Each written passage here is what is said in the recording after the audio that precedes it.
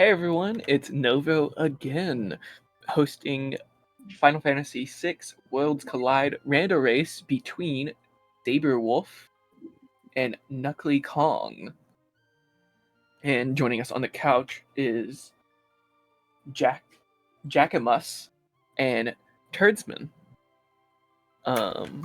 Runners, would you like to introduce yourselves? Yeah, sure. So I'm Sabrewolf. Me and Kunckley Kong got together for this special event for this Gamers Against Suicide. Mostly for me specifically. I'm gonna derail our time zone a little bit here though. But I actually faced this personally myself back in March of this year. I was in a very, very dark place in my life, dealing with a lot of issues, and at the end of March, I finally broke down and I went to my doctor's office and got the help I needed. And after about 3 months of therapy and doing stuff like that, I am still here with us today.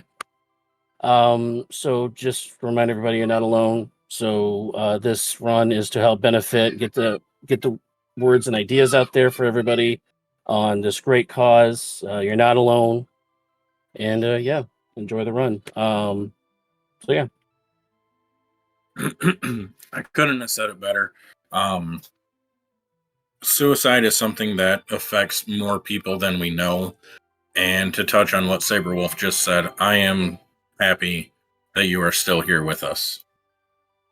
I wouldn't want to run this against anyone else, and I wish you the best of luck. And you're probably going to win this one, but I'm giving it my best shot. But yeah, put this run. I mean, before couch guys get in there, this run, we specifically picked this run. It is going to be a solo Celeste run for you all. Now, interesting thing about if you don't know Final Fantasy VI, this is a randomizer of Final Fantasy VI. The World's Collide is what we call it.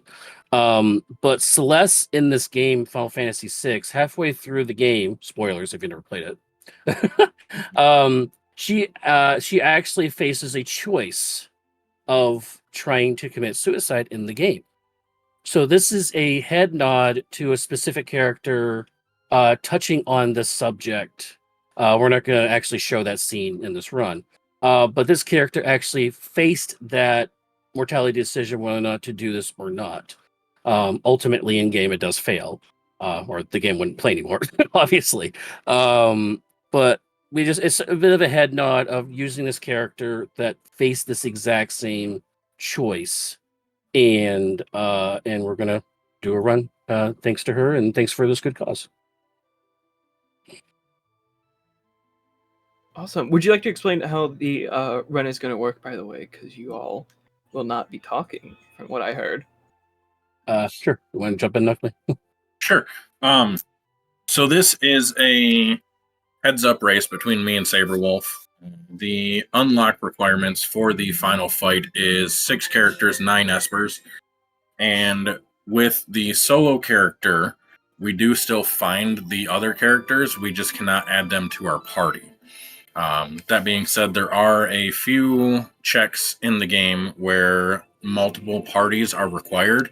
So the characters that we find will be able to use those for the checks where we have to divide the party, but only to make it through the check and not do any of the fights or anything important other than just go and step on a switch. The final part of the game is Kefka's Tower, which normally you are able to split your party up into 3 different parties and fight the triad of statues, which is Doom, Goddess, and Poltergeist. But unfortunately, with a solo character run, we have to run that tower a minimum of 2 times. I say a minimum because there is a possibility of getting a tower skip, which would involve finding 9 characters, 12 espers, or 22 checks. And in this particular flag set, 2 of those requirements have to be met. So if we do get skipped, then we only have to run it twice. If we don't get skipped, then we have to climb the tower a total of 3 times before we can face off against Kefka. Yep.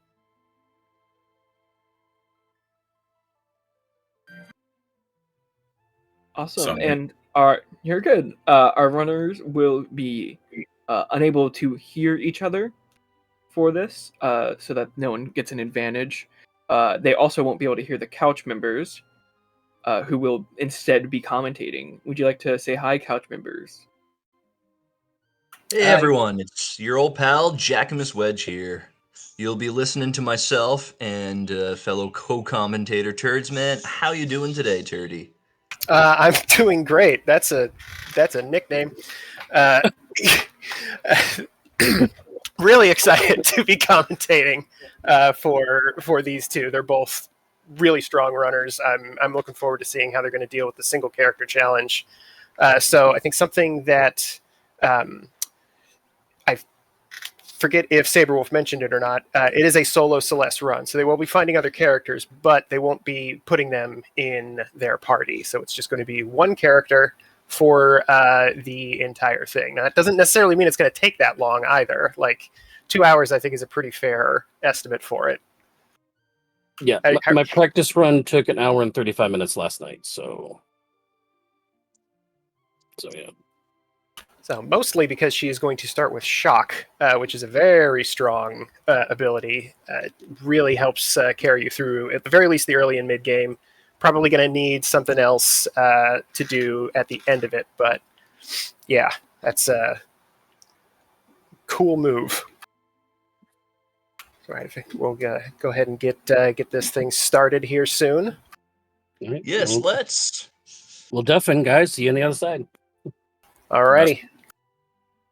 Start the race here in the room. Perhaps not the greatest choice of words, but yes, we'll see you after the race.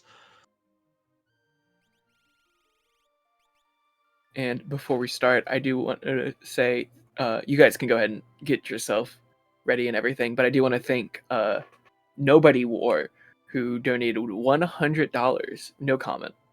Ooh, thank you, Nobody War. Nobody War is another member of the Final Fantasy VI World Collide community. Great player. We appreciate all the help you're offering to those who are suffering in silence. Keep that stuff coming. All right, and they're off. So yeah, the other interesting thing is you have to have the Moogle Charm equipped to avoid random encounters in this game. So those are kind of strategically decided when they want to do them, which means that you're going to have a relic slot used up. You can only have one other accessory in there at all for the whole run. Well, not the whole run, Well, not exactly. One can strategically remove the Moogle Charm for boss encounters, and then you can use two. That's true. I mean, it is probably worth the menu time. So here we've got Kunckley Kong going through Narsh. Pretty simple start. They are going through that little shack there, and they're going to pick up all the items in there, check a couple shops. It's pretty popular thing to start with because it's just right there. Like you can hit the B button immediately when the game starts and land right in front of it. Yeah, it's completely understandable. It's a great way to try to get some early items to help you through your first few combats. Saw a couple interesting weapons in the shop, but for now, not really drowning in money are our racers, so probably just taking a note of where the good stuff is. We did see some earrings for sale, excellent accessory. Thunderblade, good little solid mid-game-ish tier weapon. Sniper in the shop there for Sabrewolf. And you can see Sabre's taking notes on the side as he's looking to the side there. He'll be back for that sniper, I think. Yeah, definitely. Or be back to buy a stack of those pearl rods. A very handy item to have for early game. Yeah, rod breaking, definitely a powerful solution to some of your early battles. Doesn't scale particularly well into later levels, but early on in the run, oh yeah, very powerful, very useful. If you don't have a whole lot of scaling, you can sometimes use it to just delete a boss that you want to run into, but that has to be a specific one that's weak to it. Yes, and in these particular settings, the players are already handicapping themselves by only running a single character, whereas this game is usually balanced around a team of 4. So we're going with some easier flags here. But that's kind of balanced out by it being a solo character challenge, so Difficulty-wise, it's probably about what you'd expect from your average Worlds Collide race. Yeah, I'd say so. Like, having shock at the beginning is, it's a strong multi-target magic attack. I forget if I don't think it pierces magic defense. I forget, but still pretty good thing to We've got have. our first interesting sell purchase decision. Nuckley Kong just sold a ribbon there. Normally, I think that's a great play in Worlds Collide. Sell the ribbon, gets worth a ton of money. You can buy what you like. With a solo character, though, there's probably going to be a few situations where that status defense is really going to matter. That's a relic that in a solo game I would hold on to in case I run into a boss that has a lot of, say, zombie attacks or stoning attacks or the like. Yeah, that's a really good point. I might not have thought of that in the moment. Because, like you said, you typically have a party of 4, so if somebody gets bopped with a nasty status ailment, usually somebody else is there to take care of it. Another relic that gets overlooked in normal play because, well, when you have 4 characters, it's not very effective, but a little relic called the Black Belt.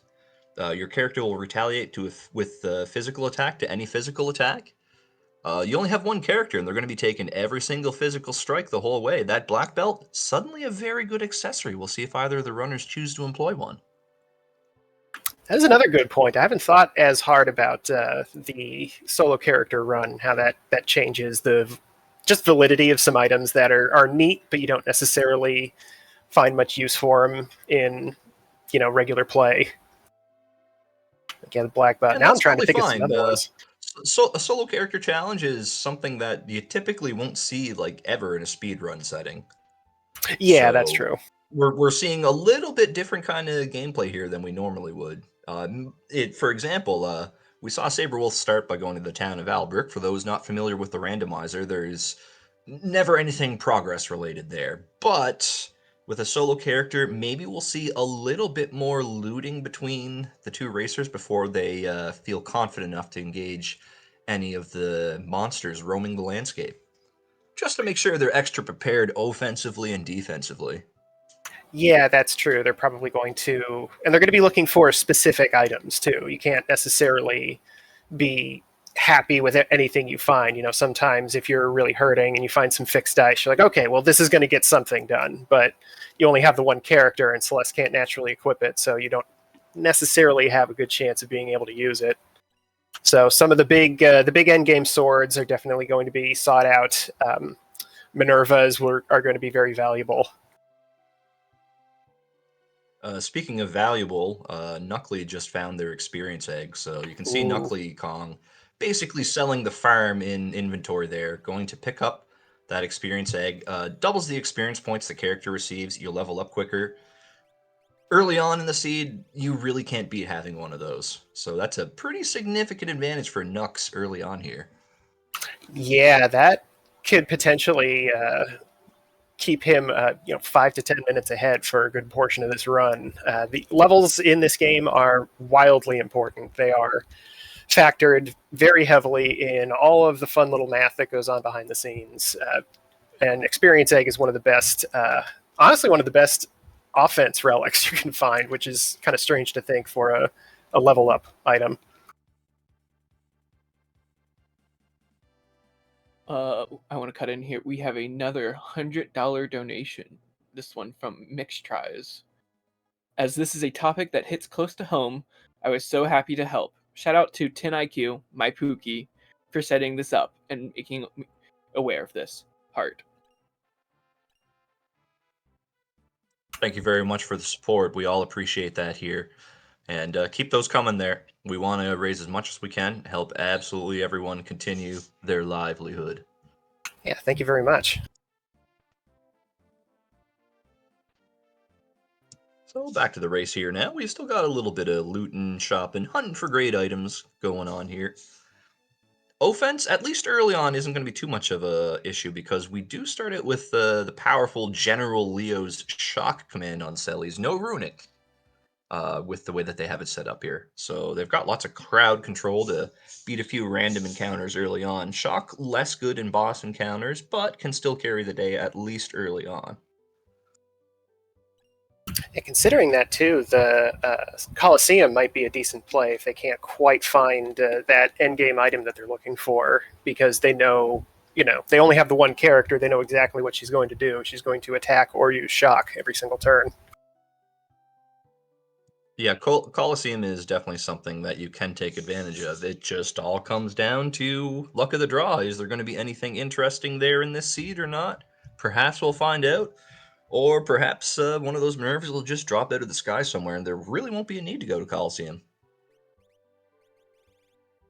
I know that Saberwolf at least has found a pretty decent set of equipment early on. The enhancer is great for the increased magic power it gives. Flame Shield is good in 90% of situations. But there's a lot of fire damage being thrown around in this game. Unfortunately, it makes you weak to water, so that can be a bit dicey, but that doesn't come up too often.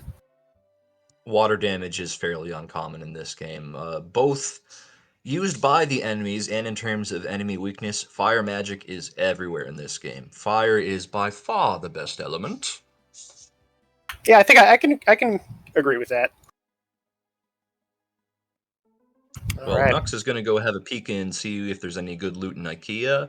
And Saberwolf, we are off for a little bit of performance art here.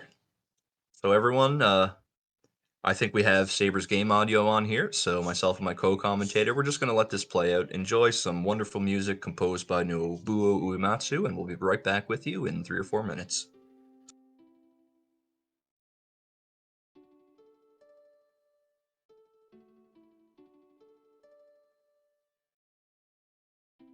Would you mind if I go ahead and read donations? Yes, please. Of All course, right. that takes precedence over everything. We got a $50 donation from Rastafari. Good luck to both Worlds Collide's runners. The WC community is full of lovely people and very welcoming to new players. And then we have another donation from A Grand Orange, $10 donation. Let's go, my man Kunckley Kong. Thank you to everyone for doing something so awesome for such a great cause.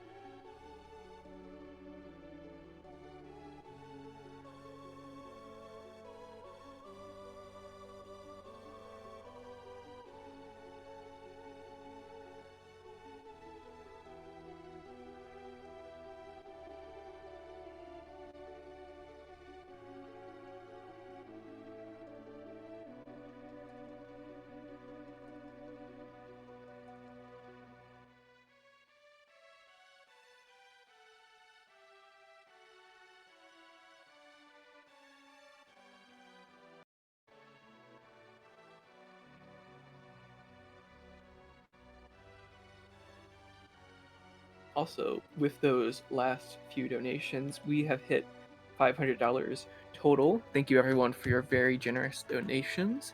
And that means that we have hit all of our goals except for our big stretch goal of 10 IQ shaving his head.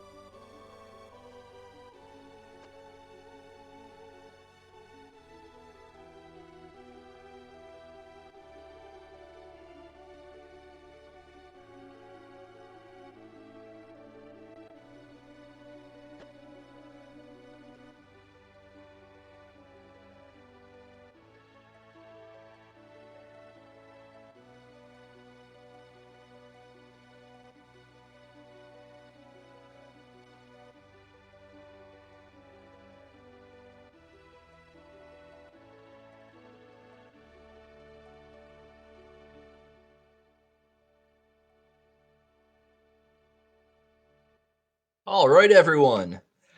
Us commentary folks are back from a well-earned break this early on into the race. How were we going to survive the rest of it? I don't know, but here we are. How you doing now, Turdy? I'm doing pretty good. That was a very nice. That was a very nice song. And something we forgot to mention early on, there was an objective attached to that for a high-tier weapon, and it looks like it is an Atma weapon. So that's not a bad prize. Illumina would, of course, been a little nicer, but that can be a really strong endgame build for Celeste. Absolutely. Good endgame weapon. Because the weapon is scaled entirely on character level, completely useless until you hit about level 30 or so. Yeah. So we'll be using other weapons and the shock command in the meantime. But Sabre Wolf, after performing that gorgeous aria for us, is now off to thwart a octopus that's going to probably turn into a completely different boss here in the Opera House. That's right. He is not an appreciator of the arts. He's sent tons of letters into this place. Not a single one of them got answered, and he's decided to push a weight onto somebody as a result. So here's the very first combat of the race. And, oh no, we have shock. Whatever are we going to do? Yep, took care of that very nicely. Got a couple levels out of it. Easy victory for Sabre there, and going to jump up 3 levels immediately. Early levels always quick to get, thankfully. Do note that Sabre has not found that all-important experience egg, so we'll have to face more enemies than Knuckly Kong will to level up here. But in the meantime, Knuckly Kong is going to go perform their aria. So enjoy seeing that without the music this time, I guess.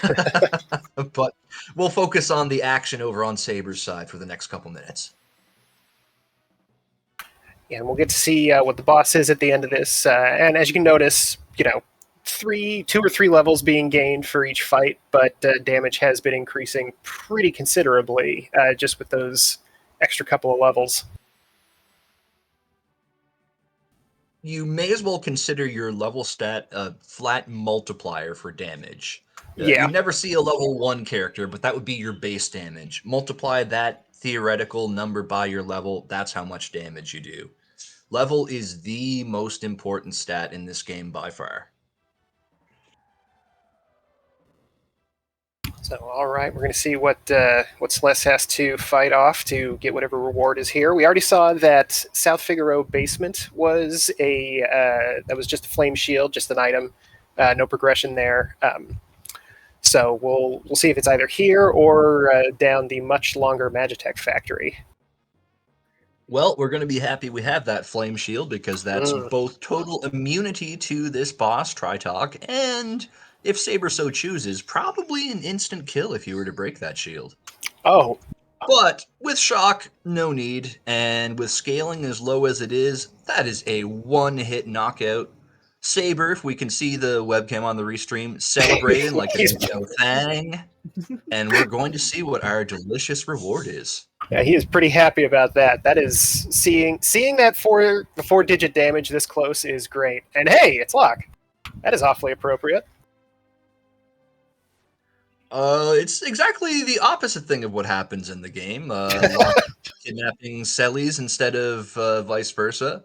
But even though we aren't able to use the other characters, this does open up a few different checks. And in this case, for a solo character, I'm pretty sure you want a Paladin Shield. So I think that's very first thing Sabre is going to go look at. See how many battles to uncurse that little invincibility slot for Sellies is his left hand. Yep, and that ribbon he did not sell is going to be coming in handy for this. Yes, it technically could come in handy, but also do note that you can enter a battle with a different shield, then swap to the curse shield, not get the status effects, and the result of the battle will count as a W for that curse shield. That is true. It's all over, man! Oh, all over! Oh, very nice. Oh, that is what that just hit me all over. And it's a skeleton that uses instant death attack. Okay. I feel It's very a dumb. pume or a play on words. Yeah, it's one of those jokes people talk about. Humor. Anyway, that's a free Tiger Fang for Saberwolf. Ergo, it's some money next time you visit a shop. Yeah, not necessarily a good stat stick, but worth a lot of cash, thankfully. If only there was a level stat stick, then we might see stat sticks be used more in this game. Otherwise, when it comes to weapons, you want equipment that does stuff. Yeah, and it's interesting. Like battle power and defense and magic defense are some of the most strong stats to have from equipment. You don't necessarily, unless you have specifically a mage, you don't really have to care too much about any of the main stats. Absolutely right you are. And when it comes to defense and magic defense, you don't really notice a difference in damage reduction until you have over 200 of both those stats. Oof, a little wince from Sabre will 14 battles for that paladin shield. Just immediately taking the ribbon off. I think for a solo character, it's still worth it, but this is a race after all. 14, I might consider doing that the method you described for a few fights, but then maybe you have to put it on for the minecart ride or something like that. But using that method so that you don't have to completely empty out your relic slots might work too. 14's a lot, but you're right that a paladin shield, oh boy, that would be really nice to have. Well, the thing is, they are definitely going to be having more than 14 encounters over the rest of this race. That's They've true. got they have bare minimum 6 bosses they have to defeat in Kefka's Tower before the final encounter. They have whatever bosses they fight on the way for checks.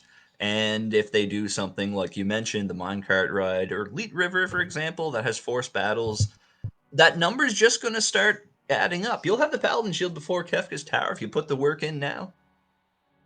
Yeah, that's true, I guess. Getting it pretty much right out of the gate is pretty good, which we're going to see Kunckley Kong doing here shortly as well.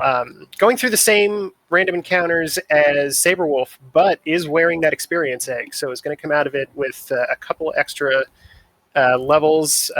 Got turned into an imp. It didn't seem to stop things too much, though. No, believe it or not, because Leo's a temporary command and FF6 is notoriously not a particularly well-tested game, you can still use Shock as an imp. Go right ahead, man. I didn't even notice any damage reduction on that either. Yeah, the imp status only reduces physical damage, I believe, and normally you would never even notice that it doesn't reduce magic damage because good luck using any magical type attacks while you're an imp. Yeah, I guess you could break a rod, but that's it.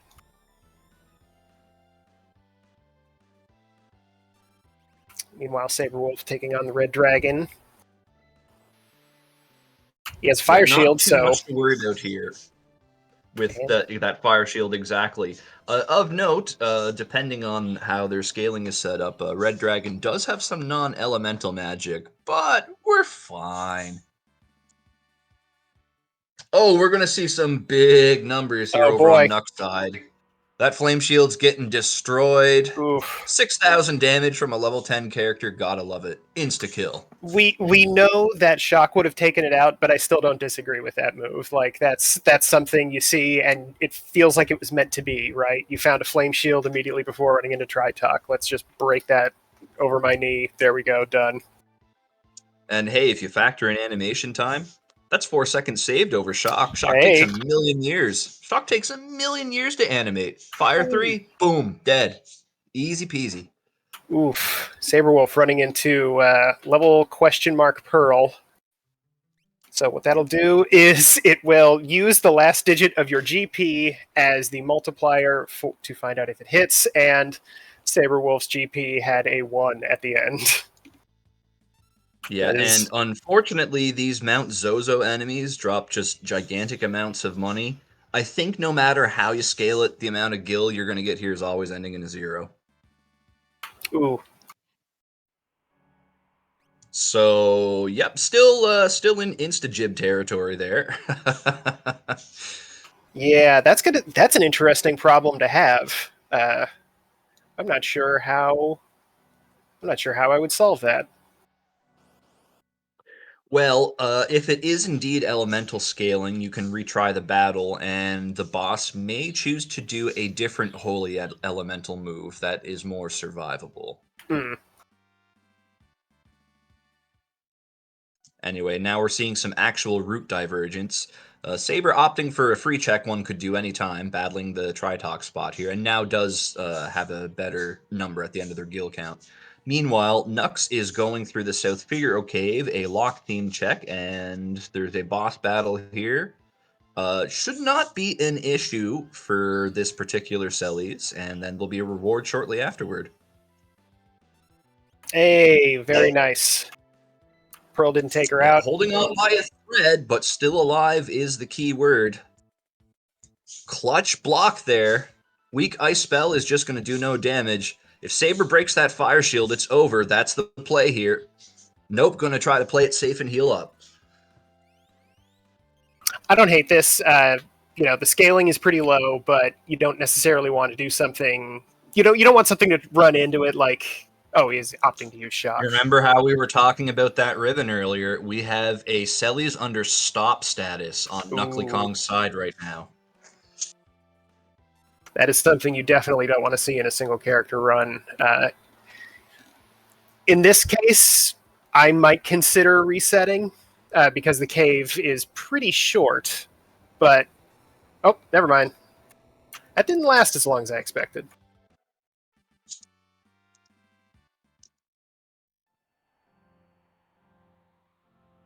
All right, got through. We got through it. Celes saying no to dying is going to pull through on both streamers' sides, defeats potential roadblock bosses, a reward of an Esper for Sabre Wolf, and a unwelcome reward of a Go-Go for Knuckly Kong. Go-Go, I would say is actually one of the best characters in the randomizer because he can do whatever you want him to, but in a solo game, all he offers is his one check, and nobody likes going to the Zone Eater for some reason. Why is that, Dirty? Well, in my experience, it's a rotten check that doesn't like you. There are 3 NPCs walking back and forth on a bridge. Stop me if you've heard this one before. If they touch you, you fall off the bridge. Which one of them walks into the bar and says, ow? Right, yeah. They're trying to screw in a light bulb. If they touch you, then you fall off the bridge to a level below. Not that big of a deal. There's a couple chests down there. Sometimes there's something nice in those chests, and if you don't feel too bad about it. However, then you have to go back upstairs and do it all over again. And sometimes it can take a little while because they move back and forth randomly. It's a bummer. We might not see it tonight, but if we do, that's what'll be going on. We'll just have to make sure everyone breaks out their best Chancellor memes if we do visit the Zone Eater's belly. Ooh, yeah. Sabre Wolf electing for a different approach to the battle rather than using single target magic. Just going to go, hey, I have shock. I'm going to use shock. Hey, boss, did you know I have shock? Hey, your hands are down. What are you going to do about it? No hands. Shock, shock. I win. Yeah, we've got a while before that stops being a very smart move to make for either of our runners. It looks like Knuckly Kong's heading up.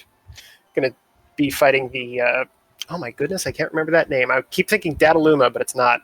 That's the Karate Man.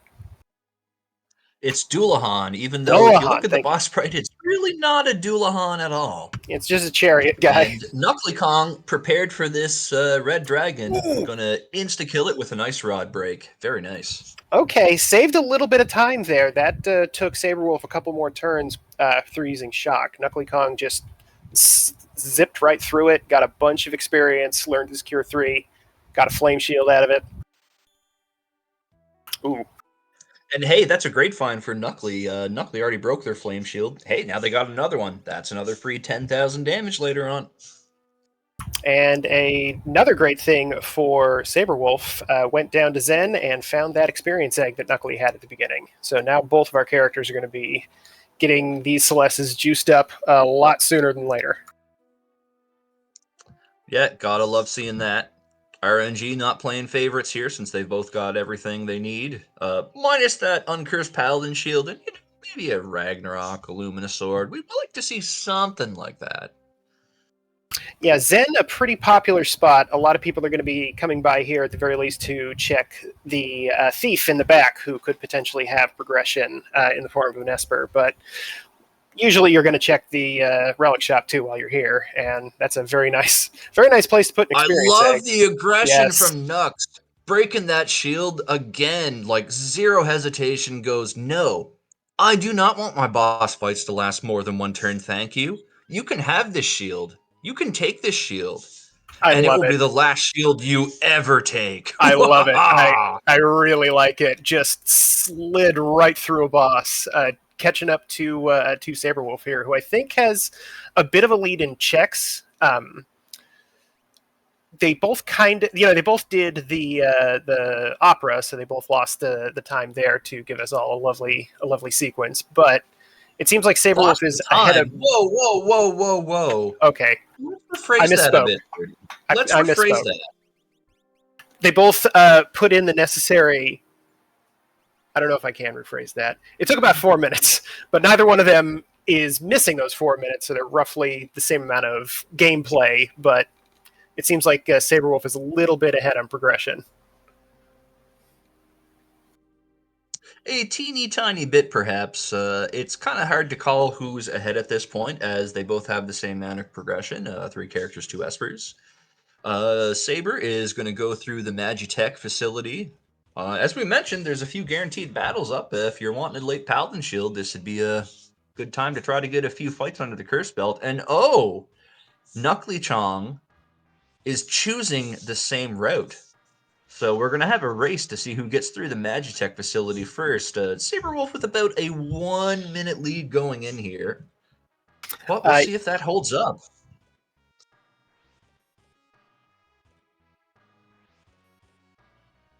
Yeah, interesting. Yeah, this is both of our runners are taking pretty similar paths, which I suppose is to be expected. Like, these are all smart plays. You know, it's not like one of them is doing something wacky to see if they can get, a luck advantage over the other runner.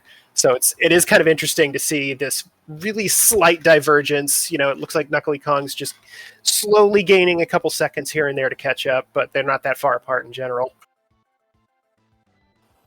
Nope. Saberwolf has a Mirage Vest equipped. It absorbs a physical attack at the start of the battle. Kind of handy, until you get something better, at least. We're running into Air Force. Air Force is one of the most terrifying bosses to run into in the rando because it has 3 parts. They all hit hard and do crazy, nasty attacks. As you can see, Selly's hit points dropping to near nil. 2 shocks, though, might be... Yes, it's enough to get rid of the gunners, and now the fight is free. Yeah, you want to get rid of those 2 things because they have decent attacks, and getting all 3 of them right at the start can be pretty nasty. And there it goes. Thankfully, the order of attacks lined up that it was damage, and then percent of max HP based damage at the end. Rather than the other way around, that would have been a game over. But if we look at the offensive putout between Nux and Sabre, Knuckley's shocks hitting almost twice as hard as Sabre's. That's the power of that early experience egg in action. Yeah, it's really worth it. Saberwolf ending this at level 23. We'll see what Knuckley Kong is at. And keep in mind, like, Saberwolf found the experience egg recently. So I think that would be those 3 fights in the Opera House and 2 bosses. That's about the experience value that Knuckley was able to get out of this. That's probably about 6 levels worth at this point in the race, to be completely honest with you. That's a significant difference. And yeah, especially early on. Real quick, I would like to thank Original Bomb for the $20 donation. Here's for a very good cause art. Thank you. All Well, right. I'd like to Bomb. thank Original Bomb too. Thank you very much for the donation. That's why we're doing the marathon. Keep them coming. Yeah, that's excellent. We got number 24 here in his normal spot. Going to take care of that business pretty quick. Yeah, and this is a battle where that Mirage vest might give Sabre an advantage. The only dangerous thing number 24 does is a physical attack that inflicts confusion. If you have a confused character, you're probably not long for this world in FF6. No, they do lots of damage to themselves, unfortunately, and when you only have That one Esper. character, like that one right there. Okay, blocked it. Very nice. Yeah, that Esper that Sabre just picked up and Nux is about to pick up has Merton on it. Merton and Quick. So there's I their noticed. endgame offense. Yeah, that's as Quick that's as for good a thing in it. emergency, very nice with a solo character, of course. But Merton, they've got their endgame offense. They're not hunting for swords no more. Merton will carry you.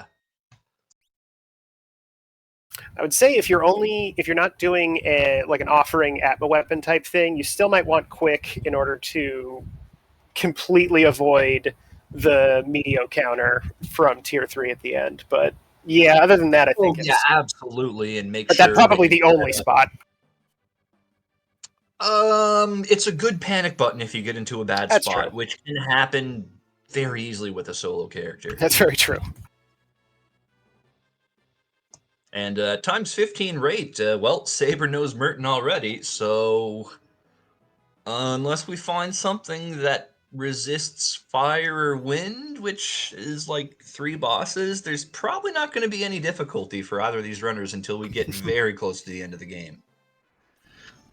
I'm gonna fire it off here. And already switching over to Merton for the regular battles, which is a fantastic decision. It's a slightly faster cast than Shock. Does more damage too. I believe that was about 1,000 more than Shock was doing in the previous fight. It does at least 3 times as much damage as Shock.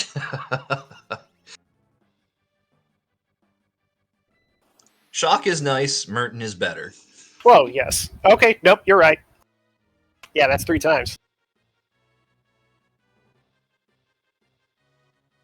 I am always right, Turdy.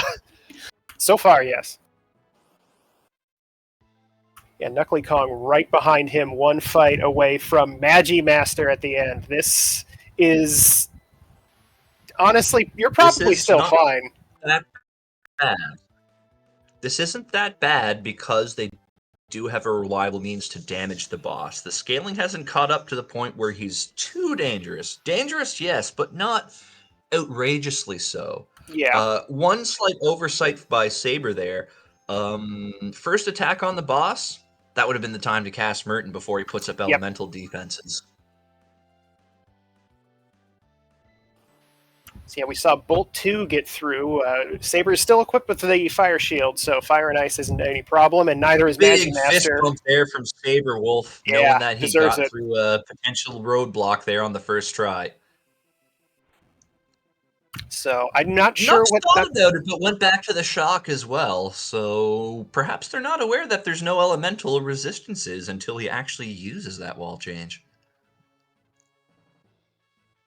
Honest mistake, honestly. But okay, looks like Knuckly does have the same kind of fire resistance, so must have found another flame shield at some point. Oop, quick math check. Oh, there's flame shields all over the place in this seed. Oh, and look at that. We've got a Doomgaze guarding the exit here.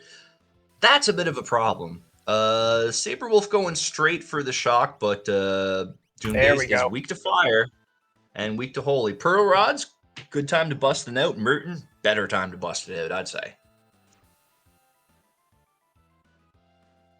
Yeah, that would definitely be the move to clean up the last of this. Knuckly Kong coming up right behind him. Oh, cracking one of his flame shields. Hey, that works too. Well, hey, at this point, when you've got a couple kicking around, it's right, to do it.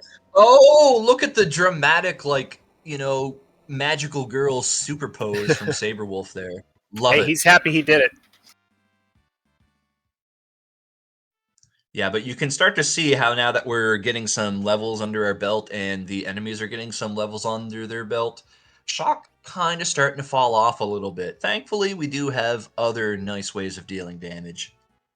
Yeah, Merton's going to be very handy here pretty soon for both of our runners. Saberwolf on the Esper he just picked up found Life 3. That's going to be another handy spell to put in your list as a panic button type thing, or just It's to kind of a, pop it on. oh, there comes the doom.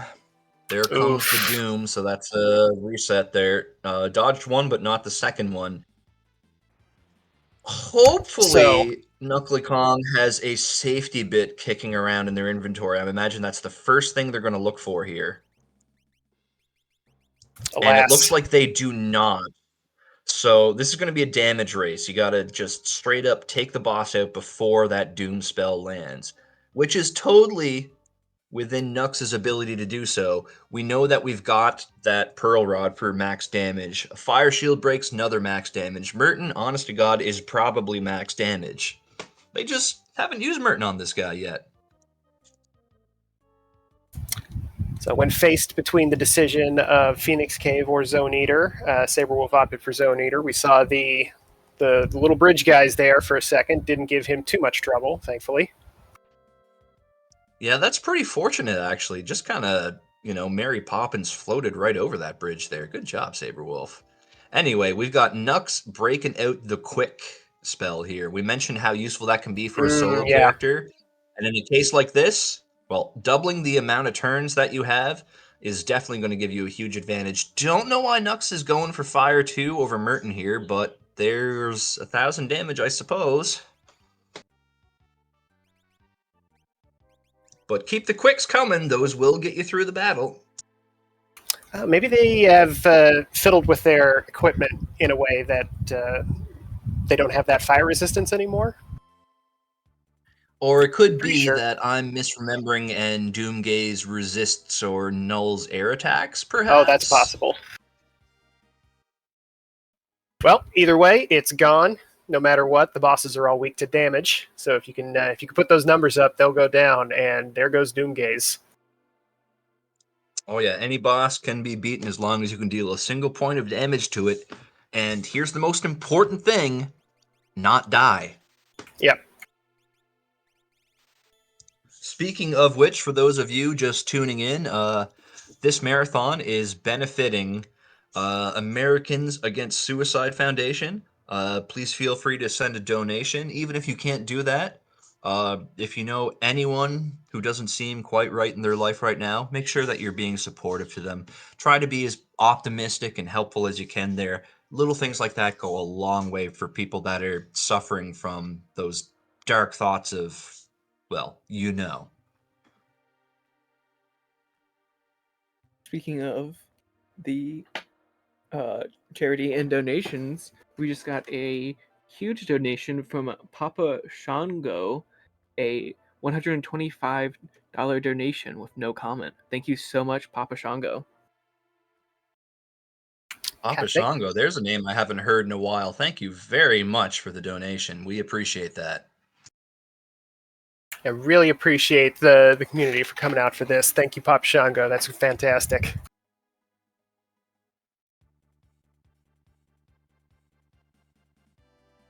Back to the race. Looks like Knuckly Kong is taking a trip down into the Zone Eater as well. No character down there, so definitely going to have to go to the Phoenix Cave next. But there is an Esper down there, thankfully, so it's not a complete waste of time. It's progression at the very least. Yeah.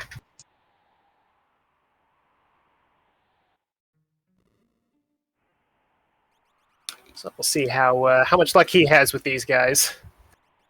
Ooh, that was close. Hey! All right. Look at those ninja moves from Sellies. All right, the awful bridge chancellor's not going to be an issue. Unfortunately, that means we probably aren't going to have very many chancellor memes today, but hey, we just love seeing them get right through that stuff. Good. Yeah. Yeah, nobody likes those guys. Everyone likes seeing them get defeated. Very happy that both of our runners were able to skate right on through that.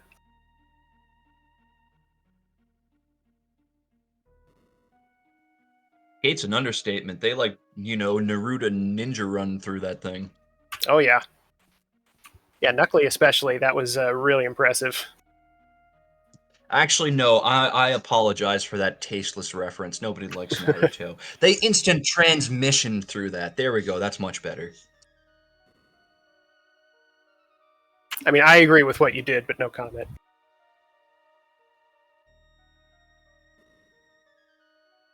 So anyway, the Faux Enix Cave, as it is pronounced phonetically, another lock check. It's a two-party check, so I guess for fans of Lock, you'll get to see him run around and stand on some spikes. But otherwise, no, we are still keeping to the rule of solo Sellies. She will handle all combats entirely by her lonesome. Sabrewolf electing to save some spike tile damage there, so I think we're going to see a dragon fight for Sabrewolf coming up momentarily. I really enjoy this little animation when they jump over the rocks. It's super cheap. I love it. Doing, doing. On the subject of animation, it's amazing how lively the characters in this game look. If you've ever seen how many frames of animation each character has, I think it's less than 20 for absolutely everything they do. Yeah, like if you get the full sprite sheet, it can be not quite as much as you think, but they get a lot of work out of it. Just goes to show the level of creativity on these good old games. They just don't make them like this anymore, folks.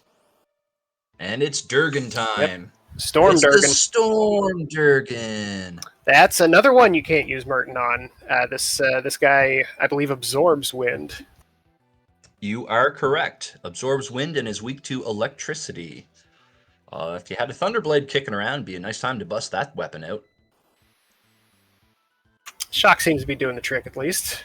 Only 3,000 damage, which, yeah, at this point... 3,000 damage a shot. You'd like a little more, but it'll get the job done. Yeah, you're not going to turn your nose up at it, but... Especially if you were seeing... if you've been using Merton or, some sort of... some sort of a big sword at this point, which I think both of our runners are starting to approach the part where the Atma weapon starts to get useful, but with no offering found yet, that's probably not going to be used in favor of a spellcaster. Oh, I'd still use the Atma without an offering. It's a solid 5,000 damage every time you pick the attack command. It's definitely a good thing to get through a lot of situations like that where Merton might not be useful. It also ignores defense. That is one of the most important properties a weapon can have in this game. Yeah, that's huge. Well, all right, looks like Kunckley's going to be taking on the dragon too.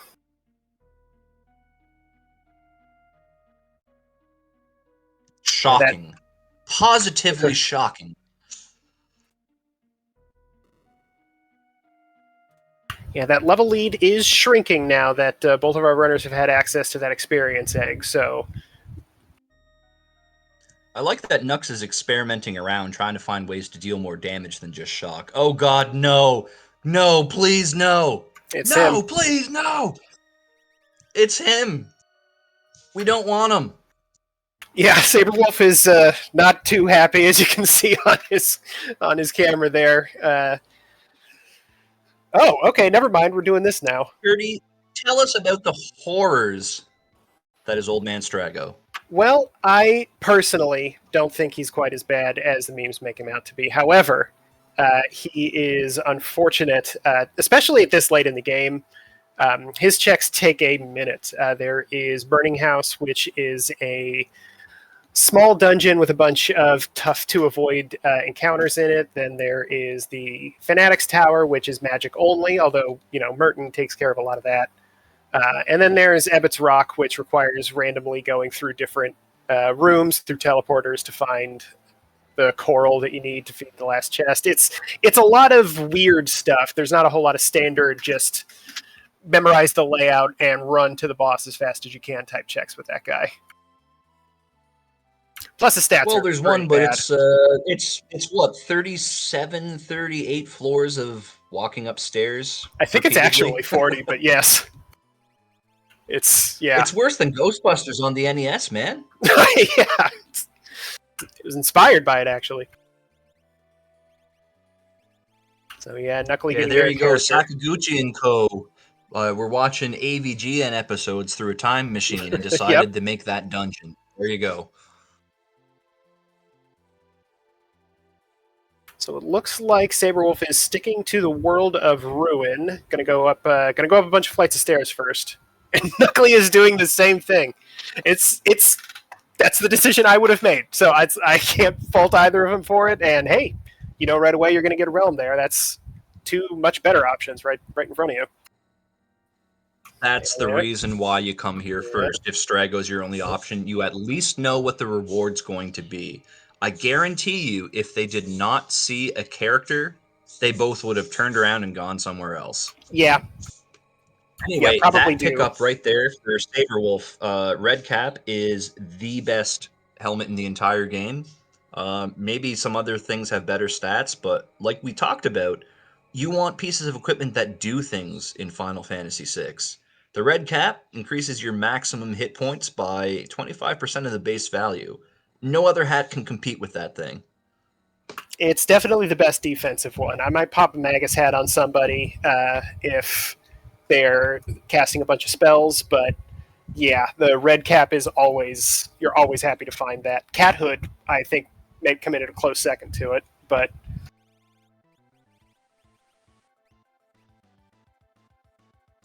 yeah, we've got a Blue Dragon battle here, and Merton not going to hit any weaknesses, but it's going to work.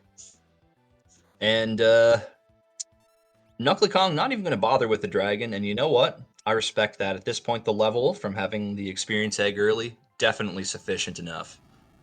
So you get a free ice shield out of the box. Hey, that's a free 10k damage. We've seen how liberal Knuckly Kong is with breaking those shields for massive damage. Gotta love it. But let's see what the boss is here at the top of Fnatic's Tower. Ooh, Poltergeist.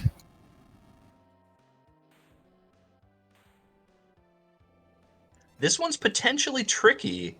Ice Shield isn't going to hit a weakness. It's actually weak against poison. But if I'm playing a solo character against this guy, the first thing I'm hunting for is a stop spell, or failing that, a reflect spell. Yeah. Wall Ring would work in a pinch. But you wouldn't necessarily have it equipped, so up here at the top of the tower, it would be kind of a bummer.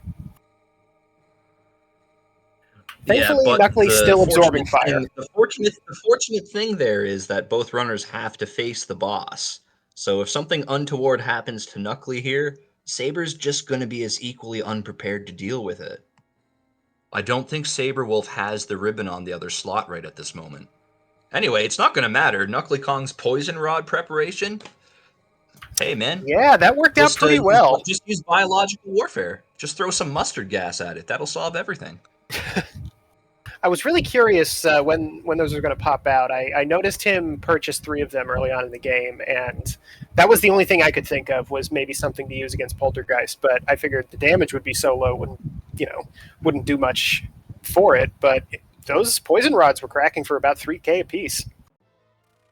Well, remember, when it comes to breaking an item to cast a spell, the damage that they do does ignore defense. It doesn't ignore elemental resistances, etc., but it does ignore the defense stat. So, great way to deal damage. Sabrewolf does have the bio spell available, so that'll help out. Has the fire shield on. So, really, the only threat here for Sabrewolf is getting hit with a stop spell. If you get hit with a stop spell, which is part of this guy's oh god, the moment I said it, commentator's curse. No, it missed. I forgot. But if any of your characters are hit with stop status in this battle, the boss's AI script is programmed to target a character with the stop spell and use an instant death move that can't miss on them. That's bad. Yeah. Yeah, this is a scary one to run into in a single character run because you either need very specific defenses against stop specifically, which thankfully it looks like Sabrewolf got through. We'll hope that he has done enough damage to get out of the phase where the boss casts stop. That bio spell's putting in work there, 3,000 damage apiece. Going to be out of MP now, so If this doesn't do it, might be time to break an ice shield. But nope, there it is. You can see wiping the brow in relief is Sabre Wolf. Spicy Chicken is down. And looks like we've got a bit of a lead change here. Knuckly Kong now ahead, but keep in mind, Saberwolf did run into that random Doomgaze spot battle. If you don't have the that's character true. Setzer, it's just a random battle you can run into when flying around in the World of Ruin. And that battle did reward an Esper. So Saberwolf does have one more Esper than Knuckly Kong right now. So what we're going to find out here, Turdy, is that one Esper advantage truly the advantage? Or is the time advantage that Knuckly Kong has, about 1 minute over the route that they seem to be following, going to be worth it? Yeah, I'm very curious to see what Realm has in her checks. If she has 2 Espers, then Saberwolf has got this. I think he'll be able to take that progression advantage and get into heading towards the final boss first. But if either of Realm checks are dead, then I think I don't know. It could go either way. I think 1 minute is a pretty decent amount, but it's not. It might not take you all the way to the end of the game. Yeah, we'll just have to see what happens here. Anyway, Nux is going straight to Jador World of Ruin. This is the correct play. Realm has 2 checks. The other one is faster than this one, but there's a little gambler's paradox present in World of Ruin Jador that is the auction house, which may may not have Espers. And if it has Espers, they may or may not even be available for purchase. That is true. There's a pretty big sense of randomness there. We'll see if either of our runners go after that. Knuckly heading into Jador first, while Saberwolf is going to be checking the peekable one first.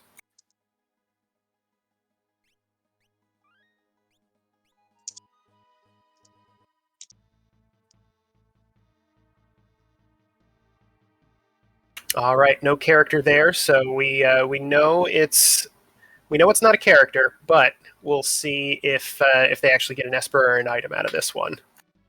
Item's still not something to sneeze at. Could be one of those endgame swords we were talking about earlier. And Illumina is going to be a very, very nice find for either of our runners. Probably will change the course of how they're building their characters. Well, it could, but we know we have an Atman and Offering, and both of our Cellieses are in the early 40s, so that's online. It's not overwhelming yet, but it's a solid 4 2,000 damage strikes a turn if you want to go for it. I completely missed the Offering. That was on the Blue Dragon, wasn't it? It was indeed. All right, then yeah. I wouldn't. I guess I wouldn't be too worried about getting an Illumina after that point. The Offering App weapon's a great spell or combo. Got a Magicite from it. For Saberwolf, so that's up to 8 Espers on Saberwolf out of a required 9. 6 characters. Nux is fighting a boss that uses fire moves. Guess who's using a fire shield and has nothing to fear? Mm-hmm. I just noticed that both of our runners are on 5 characters, so there's still 1 character that they have to find out there before they can go to the final. Go on to the final boss. Yeah, and for those of you who love chaos, it's not behind Realm, so we're gonna go see some more crazy Strago stuff.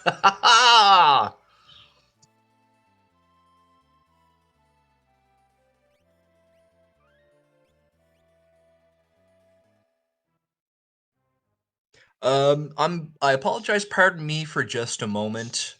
I have a daddy's daughter issue. I'll be back in just 1 moment. Not a problem.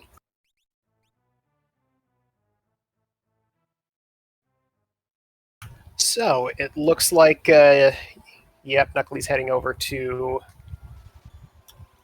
Esper Mountain. Going to do the other half of Realm's checks.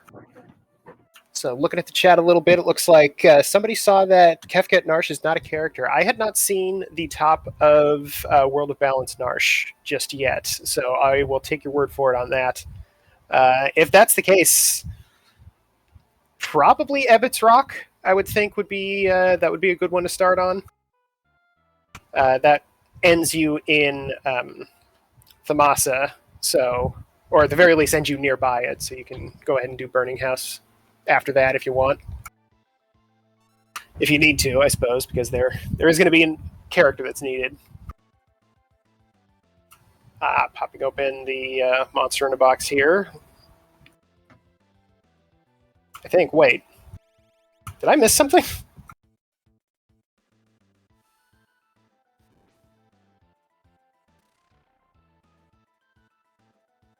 Ooh, Kunckley taking a reset. Unfortunate.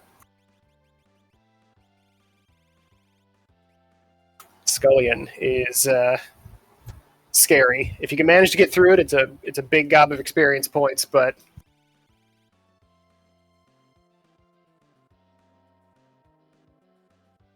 okay, he reset. Oh, I missed that. Thank you, chat. Appreciate it. Saberwolf just deciding, yeah, never mind. I don't really feel like dealing with this.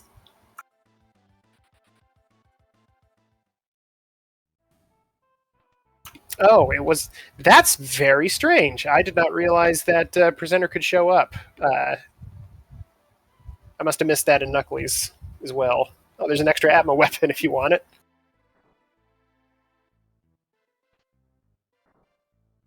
Kunckley making his way through Shiva and Ifrit there. Pretty simple. Using shock to get through Ifrit's incredible elemental resistances.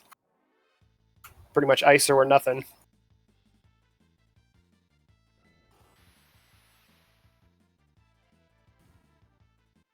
So Kunckley opting to warp out instead of grabbing a couple extra chests.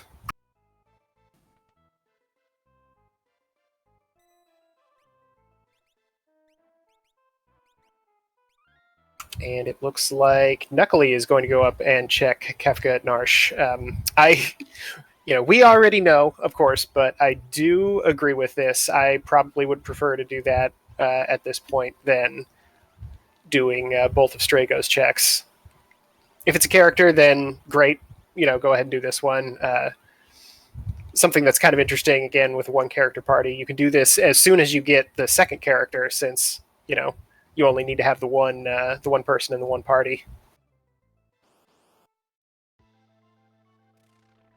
Yeah, Saberwolf coming up. We do have a Kefka at Narsh being checked. Is that what we are seeing right now, Turdy? Yes. Unfortunately, Saberwolf checked it earlier, and it is a ghost.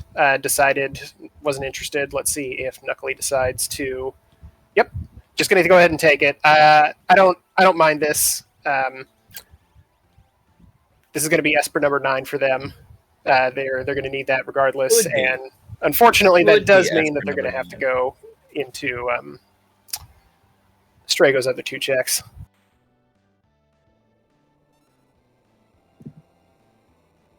And Saberwolf just cracking an ice shield, taking care of business. Grumpy old men. You just can't get away from them, Turdy. They're everywhere. Just when you think you may have an out, it turns out that it was a ghost all along.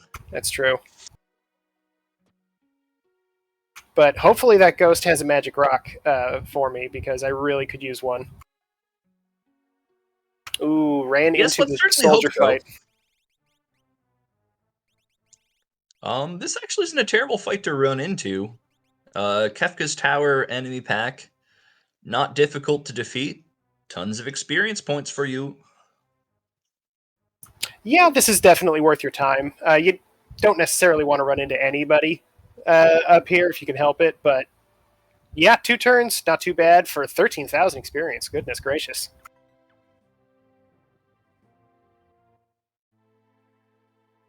Yeah, those endgame battles, they have endgame payouts. Yeah, we'll go straight to another one. Yeah, throw that Merton out again. Did wonders last time.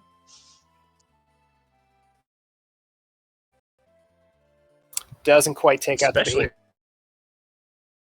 Hard to argue with Merton when it heals you, too, at the same time. All right, Saberwolf heading into Ebbett's Rock.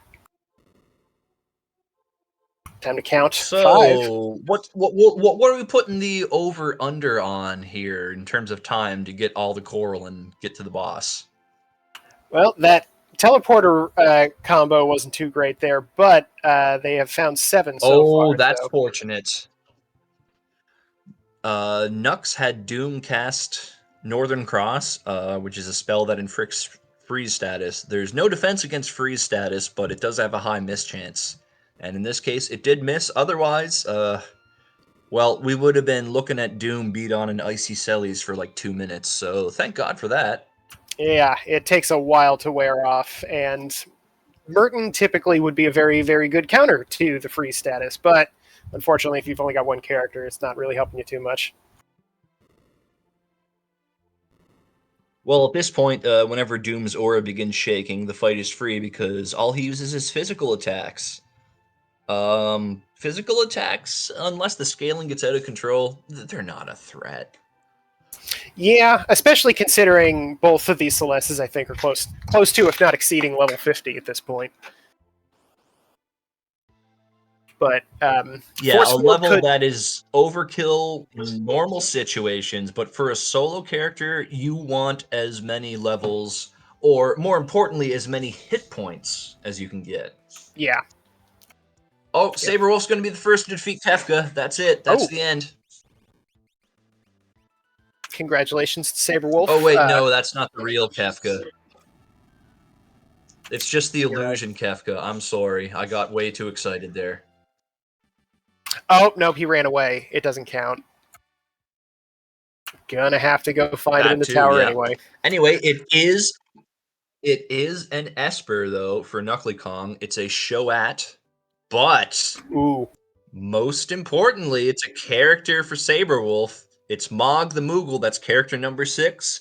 And with that fortuitous battle against the tentacles in the sky, you just saw it pop up on screen there. Sabre Wolf has unlocked Final Kefka. So neither of our runners opted to go through Kefka Tower earlier. They're both going to take care of it all right now, and they don't, unfortunately, have the necessary requirements with characters and espers for skip. So they're going to have to take 3 treks on up there, which is going to have to be done in kind of the right order. They can do left and right in whichever order they want, but the last one's going to have to be the center. Or no, I got that backwards. They're going to left and center is going to have to be first, and right is going to have to be last. The way that everybody crisscrosses up there.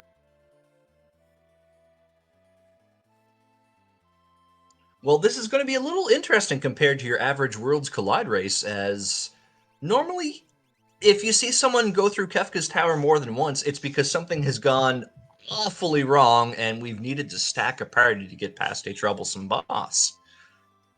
But in this case, it's just kind of par for the course, since we're playing solo character only.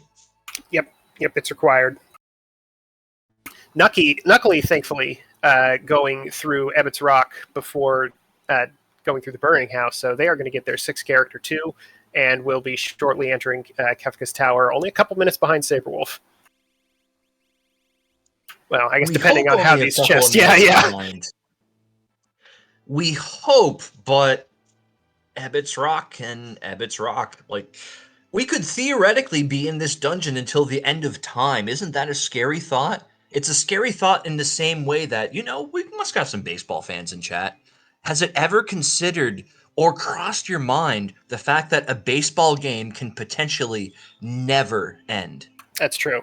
That's the situation we might be in right now.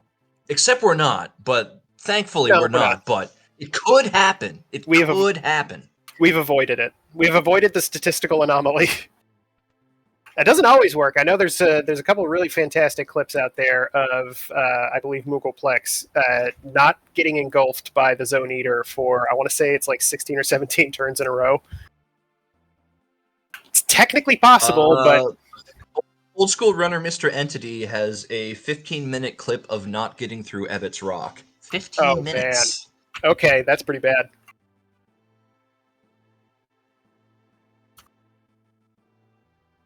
All right, Knuckly taking care of his fake Kefka. Oh yeah, fake Kefka. He gone. All right, so Sabre Wolf was taking path 3 first. This is the correct choice because it's the only path until the parties converge and split up again where you have to defeat a boss. Yep. And the boss is... Oh no, it's Dataluma. All right, that's, Electing for the Ice 3 over the Merton. Okay, sure. I mean, Oh. it's probably comparable. I just like Merton. It's just a cool spell. I mean, how amazing is it to just have a tornado of fire destroy everything, not just in front of you, but beside you? Ooh, it's really thank God cool. we got those fire shields. It's really fast. It's a great spell.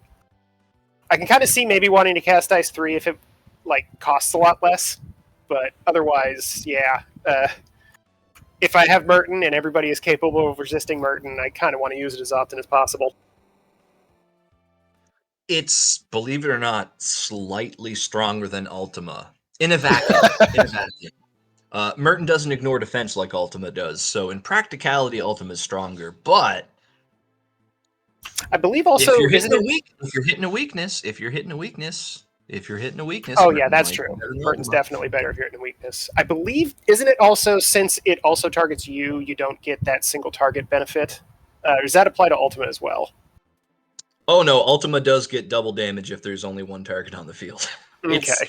It's busted. It's busted. It's an I win button. It's hilariously, stupidly overpowered, and that's why in most quote-unquote serious races of Worlds Collide, it is not available by any means whatsoever. Be it espers, equipment, natural magic, just a random lucky command. No. You do not get Ultima. Ultima is like firing the BFG from Doom 50 times with the same trigger pull. It's complete overkill for everything in the universe. I believe it did get added into Ultros League a couple seasons ago. It's set at I want to say it's 254 MP or something like that, which, I don't know, in my experience at least, it doesn't quite work as a permanent I win button unless you happen to have an economizer on you. NP management starts to get a little dicey. All it really does at that point is give you an incentive to actually equip an economizer rather than sell it for a cool 20,000 gil, my friend. Oh, that's true. Finally something to do with the gem box. Oh, yeah, I don't know. Gem box is actually amazing situationally. In a single character run like this, especially where they have access to quick, I would love a gem box. That is 6 spells a turn.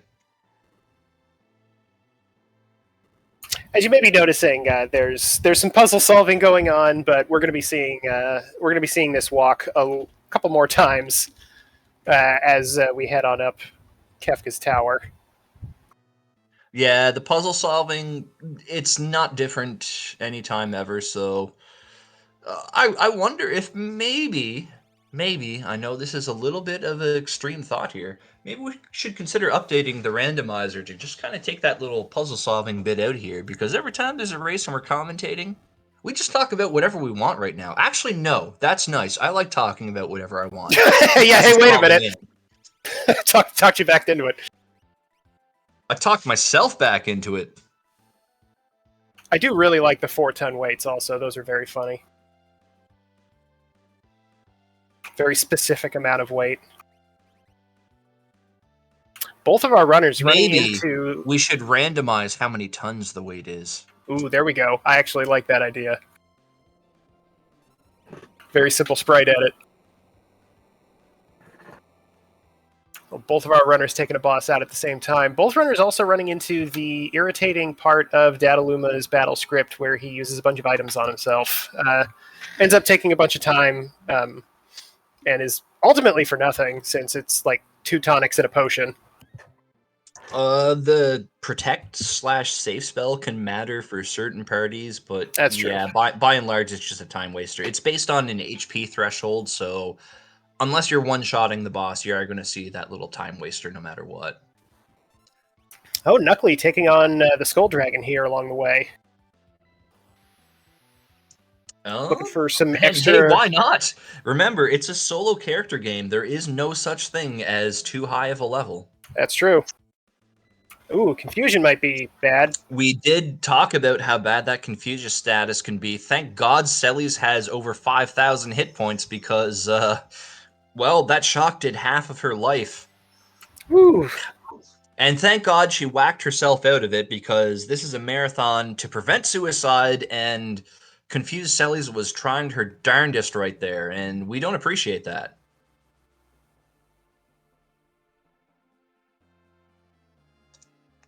Disaster's not good either. Now she's confused and an imp. Oh, and she has evade, so she can block her own physical strikes. Maybe this Skull Dragon wasn't the best choice in the world. Yeah, this is extremely unfortunate. I wouldn't necessarily expect to run into this sort of thing either. So I can kind of see Kunckley right now in my head, just going like, "What's going on here? I thought this was a sure thing." Well, remember, we were talking about the importance of a relic like the ribbon earlier on. Yep. A ribbon would have prevented all of that there. As much as Worlds Collide is an offensive first randomizer, in a situation where you're playing a solo character, I would sacrifice a bit of my offense for a bit of defense just to make sure that I don't get into a situation where I have to wipe, reset, and lose progress, because now Nux has to defeat Data Loom again, and meanwhile, Sabre's lead is growing. They've cleared out one of the paths through to the final boss, and they're just running right through doing all the puzzle, boring stuff again, because, well, it's a solo character. You can't have them on all three paths simultaneously. But this is going to be the second path clear out for Sabrewolf, whereas Nux is still working on the first one. Oh, he is.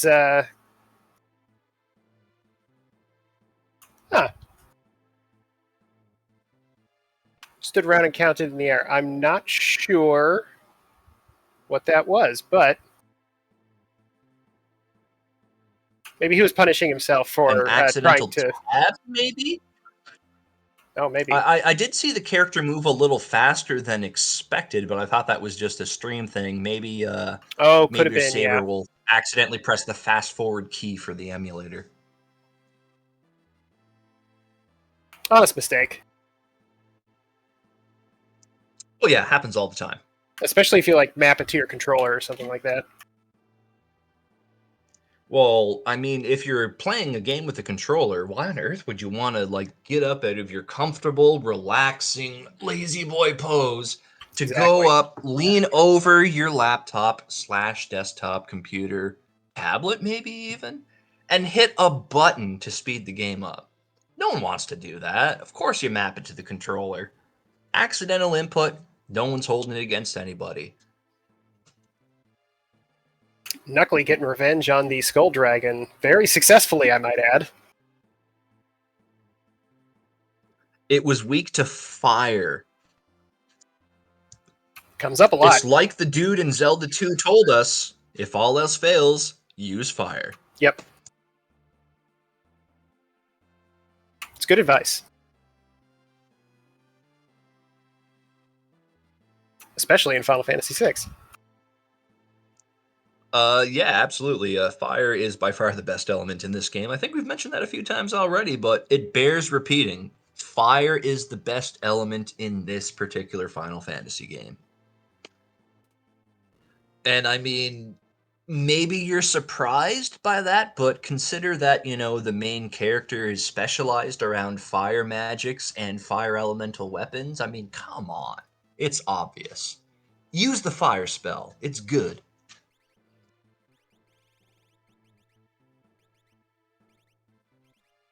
So Sabrewolf taking a quick look at his espers here, going to see if there isn't a stat or a spell he wants to grab near the end here. It can never hurt to be thorough. I think between Quick Life 3 and Merton and Cure 3, you've got everything you need for a solo character. Particularly that Life 3, that's the one that's going to get you out of a ton of problems. There was a mute. I just want to say here, I would be amazed Maybe not so much for Nux, but for Sabre. If Sabre doesn't have a ribbon on in the final battle to protect against those potential zombie attacks, I'll be confused. Yeah. There's. I think that accessory is unfortunately stapled on to a solo character for the final battle.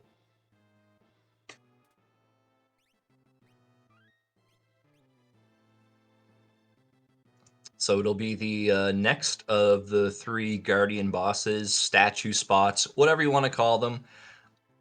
I think it's perfect to call them Guardian bosses because they guard the entrance to the final battle. Oh no, it's Funbaba. Yeah, this guy can be kind of a pain. He's got a lot of HP. Probably not going to do much damage, but yeah, 438 is not too bad.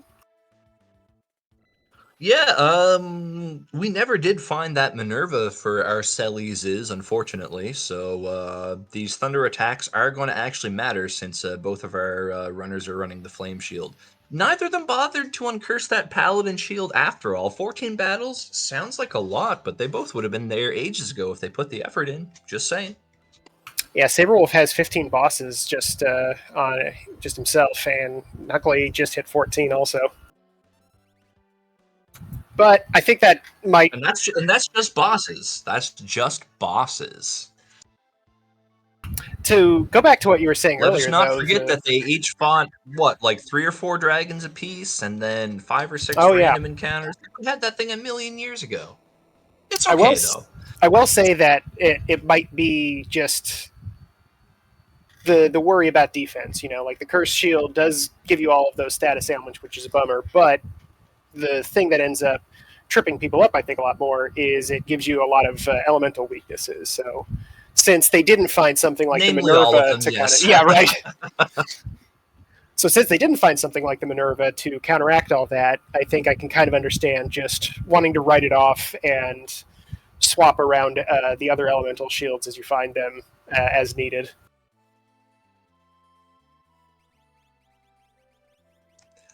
Yeah, when you have as many elemental shields as they do, I can totally understand that. And I'm going to be honest, I think both of them were basically expecting to see a Minerva at some point. Yeah. Despite the fact that it's the single best body piece in the game by like a million years, you always seem to find at least one in any given seed, given that the average player opens at least 70 chests.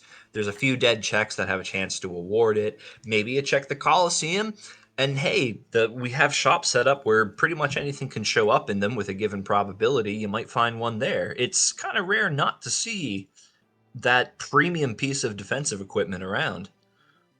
And it's in the item list for non-progression checks. It's really easy to come across one to such a point that I will often find myself with a Minerva that nobody can wear. Because I think only Celeste and Terra can wear it naturally. Everybody else just has a chance to, based on the flag set. All right, Knuckly Kong up to level 59 there, 6,000 HP on his Celeste. Knuckly Kong's also been rocking the muscle belt accessory, which is plus 50% HP. I can definitely get behind that decision in most situations. But compare that to Sabre. Remember, Sabrewolf looted like 3 extra chests in Fanatic's Tower, and that difference got Sabrewolf a red cap, so no need for a muscle belt to get a ton of extra HP. Yeah, Knuckly also opting to fight other bosses along the way, just dealt with what we all affectionately refer to as Toilet Atma. Main game, there's a monster there called Atma, and he happens to be standing in front of a toilet. I believe that's the whole explanation. Getting another item out of that and some extra experience. Plus, it was just the leader, not a big deal. Everyone loves the leader. Now, I love the leader. One thing I'm curious about at this point. Oh yeah, I'll hail the leader. I love the leader. Since we're approaching those like early 60 levels, even if you're not willing to use the offering, and there's a good reason not to use the offering against boss fights with multiple targets, single strike Atma weapon at full health is still going to deal a solid 5k. I wonder if Oh, we'll yeah. finally see that weapon brought out by either player in the final battle. For the first 2 tiers, I wouldn't think so because Merton is just going to flatten the 2 of those like it ain't no thing. But when you get to tier 3, tier 4, that Atma weapon might be your best offense. Even in those first two, the first tier, I suppose at least, it might be handy to put a little bit of extra damage on the face and the hand, so you don't necessarily kill them in the wrong order. Nope. You want to The want to face defeat those and guys the in the hand right. that you want to kill in the two ones that you want to defeat first are weak to fire and wind respectively, and the one you want to save for last has no such weakness. Cast Merton. It works. All right. It's amazing. It's like the designers looked at how they set up everything in that first phase and are like, okay, let's give the player a spell that if they're brave enough to use magic that might hurt their own team, it will do exactly what it needs to get them that head start on our final battle that we've intricately crafted over 4 phases and 10 different opponents. Yeah, I suppose even in the main game, it's pretty easy to get a full party immune to Merton. Probably easier, A couple honestly. of flame really any elemental shield will give you immunity to it. You'd rather the fire to absorb it, but then Yeah. the Figaro Bros got their red jackets, Umaro has accessories. Yeah, Merton is definitely playable, but the average player reading the description of the spell says that it hurts your own team is going to be like, why would I ever use this? Yeah, you just write it off. But you don't think about it.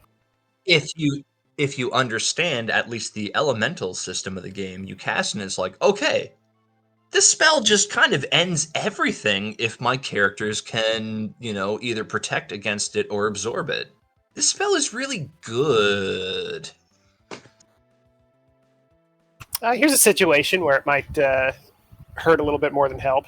We got Welk here. Can't attack the shell, so Merton, which is a multi-target attack. Atma weapon. This would be a good time Single to have strike that Atma weapon on. That'd be the best end. 2 ice 3s Exactly. did the damage, though. Oh, yeah, absolutely. But, see, that's why a lot of the more advanced runners of FF6 Collide, and for any of you potential new players, keep this in mind. At high-level play for Worlds Collide, a lot of the margins of victory come down to who uses, attacks and commands that have less animation time, because people are just equally good at movement, decision-making, and the like. Fight command is faster than anything else you can do in combat. If you can do 5,000 damage with a sword strike, use that every time over a spell that deals 7,000 damage because it's faster.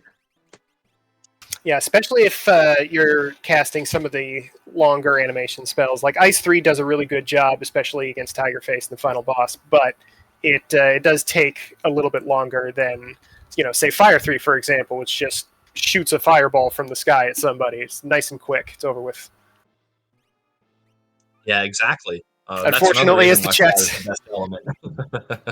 chat says, it is unfortunately sometimes flare o'clock. You do run into some situations where you gotta. Sometimes that's all you can do against Magimaster, man. Sometimes it is, but let's not develop. This is supposed to be a stream that encourages positivity, looking forward to the good things in life. We are not talking about flare on this stream. Have I made myself clear? It's very long. But Sabre It takes like 8 million seconds to cast. Well, actually, it's more like 13, but that's still really bad. That's a lot of seconds. Sabrewolf stepping on those switches at 126.07. Gonna head on into the final boss. Meanwhile, Knuckly Kong is dealing with, I believe this is their second of 3 statue bosses. That is correct, Turdy. Yep. So significant advantage for Sabrewolf going into the final battle, but solo character, anything can go wrong. It's still anyone's game. I don't want to see anything go wrong, mind you, but Nux is not out of this yet. But maybe from what we've seen about Nux, they need to rein in that lack of restraint for offense a bit here. Solo character, completely different game. You need to pay a little bit of attention to your defenses. If Nux can make that adjustment and something untoward happens to Sabrewolf, we could see a gigantic switch in terms of who's ahead at the very least. Oh, unfortunately, cannot keep those characters out of the final battle. But there we go. Well, unfortunately, something that wasn't thought about ahead of time was to just set the joining characters' levels to always be level 3. But this Merton cast from Sellies will at least take care of the extras. So we're back to our solo game. There we go.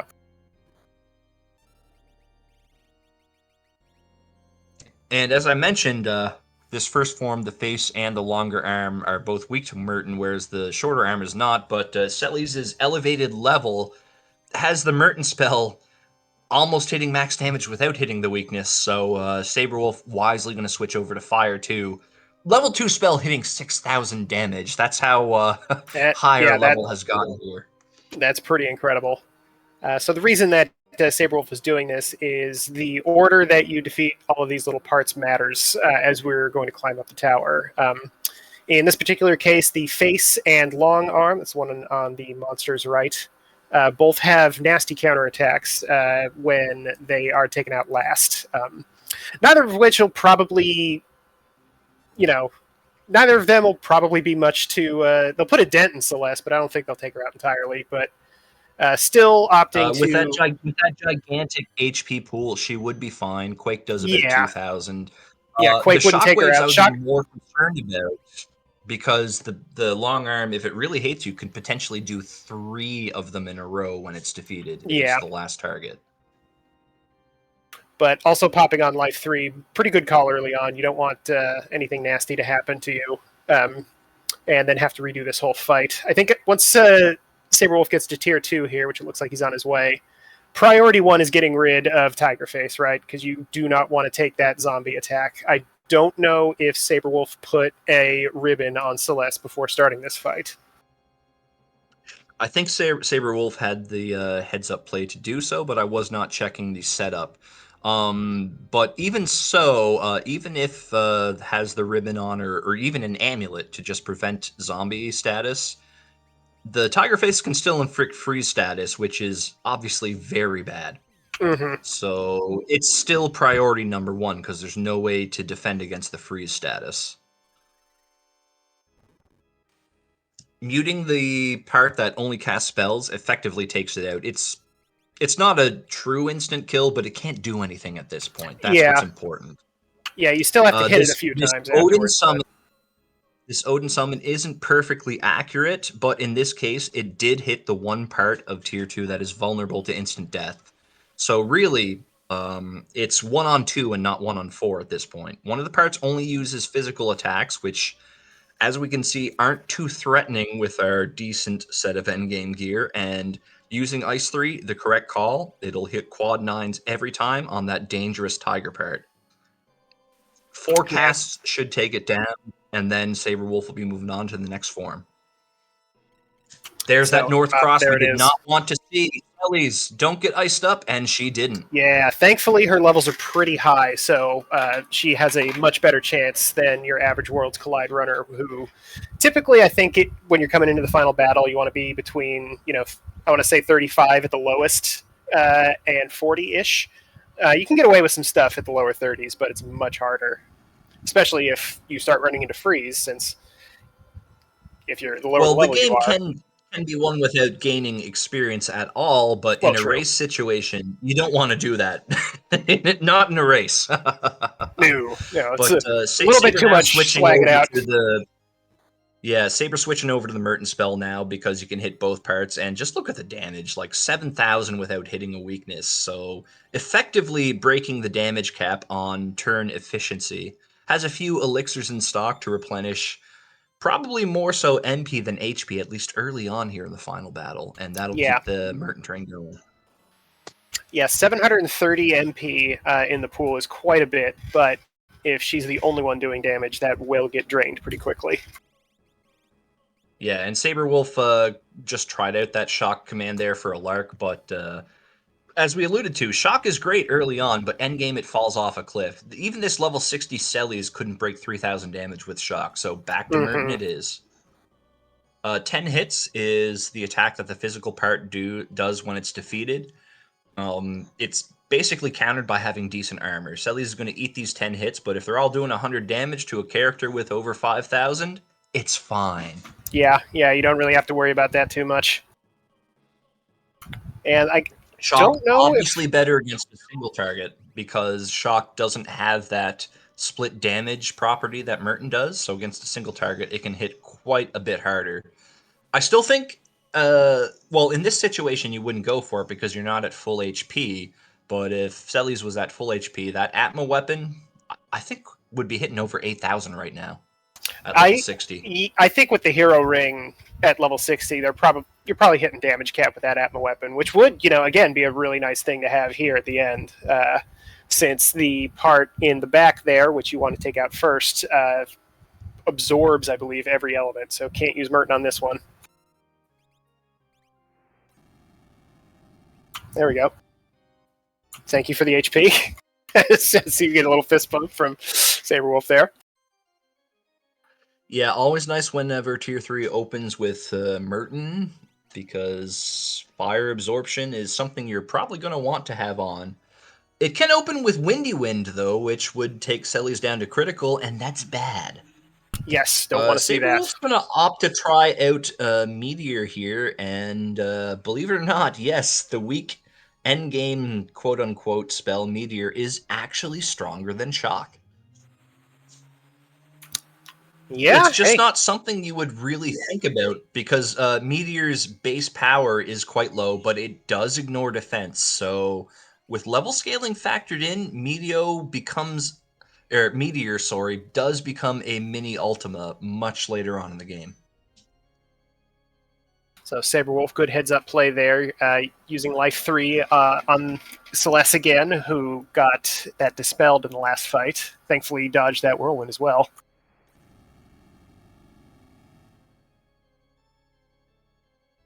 Well, it's just down to the final form of Tier 3. Now, this is where things get interesting. Quick is going to allow Sabrewolf to have a double turn. So this will be it for Tier 3. But without true calmness protection, which we do not have, we did not get Fenrir. I don't see them with a vanish spell. Nope. Sabrewolf does have Life 3 up, which will revive Selly's once, but if the boss decides to do a double calmness counterattack, we could be in trouble, and that would open an avenue for Nux to get back in this thing, who is just beginning their final battle right now. This Merton will finish off Tier 3. Sabrewolf going to be, holding... Well, we knew that at least one was coming. Is a second one coming? Oh, no! Yo, yes! But Selly with the clutch block. And now we're moving on to final Kefka. Look at that webcam. The man knows he dodged a bullet. Good blocks. Let's go. You love hearing the little tink. 658 HP, not too big of a deal. It's going to be reduced to 1 after Kefka's first attack here, and then it's completely inconsequential. Oh, yes, Merton. Kefka always opens with Heartless Angel, following 1, whatever you want to call it. So it's a free turn, effectively, because Kefka's opening action cannot kill your character. Whatever happens from there, that's where it might get interesting. Mm-hmm. Good so call. Sabre obviously wisely going to reapply Life 3 status. Kind of a necessary safe step here. Yeah, at this point you don't want. It's at least a 10-minute. It's a 10-minute time loss if you wipe to this form of Kefka. And as far as the race goes, if Nux can pull it out on the first try, that's GG. So you have to do that. And then Merton is probably the play. It may not be the best single target offense, even though it's hitting close to 8,000, which is not bad at all. But more importantly, it heals Selly's in the process. Yeah, that's going to be really handy to keep her up there. I think with 5,000 HP and the levels that that the Celeste is carrying into this fight, I don't think there's anything that Sabrewolf is going to be running into that could be a one-hit kill. It would be, 3,000 or 4,000 out of Havoc Wing. And that's where you'd be mistaken, though. That's where you would be mistaken, though. Kefka's super attack, Goner, or Forsaken, for those of you playing with a newer translation, actually does apply split damage. So against a solo character, That move can hit upwards of 4,000 damage or more. You want that life 3.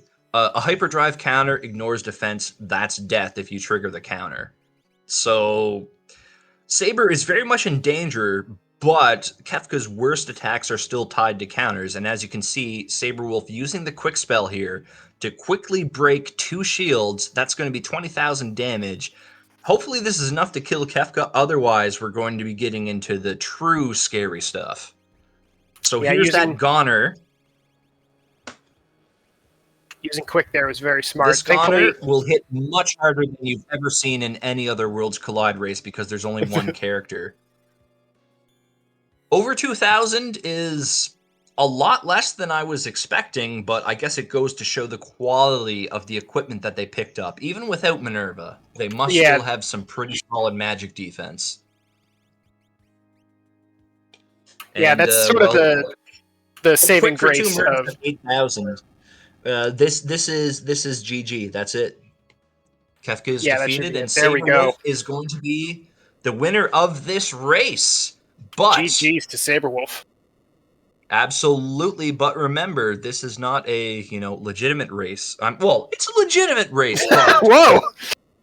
But the point is, it's more about the event and everything here. So let's not just throw our GGs and run away. No, we're not going to do that because Nux is still fighting here. Nux putting the quick strats in here on tier 2. And Ain't having, that right, Turdy? Absolutely. And having a couple extra levels under his belt is making a couple of these things go a little bit differently. Merton hitting the damage cap on a couple of those casts early on in tier 1 was very nice. So let's see if, at the very least, Knuckley's probably going to be able to get through this final boss a little bit faster. Oh, I love it. Knuckley's still showing 0 restraints with the shields. Breaks the ice shield on all targets. Max damage to the threatening tiger form, and then another 7,000 to the other 2. And hey, we got more elemental shields. Let's break them. Let's get max value for our dollars while there's multiple targets out there. Another 7K a piece. Oh. And hey, that Thunder Shield, are we going to break that too? Are we going to break the Thunder Shield? I want to see it. Break it. Yep, he keeps passing it up. And it sounds like we're using an elixir. It sounds like we are rejoined in the room by Sabrewolf here. GG, Sabrewolf. Yeah, hello everybody. I'm back.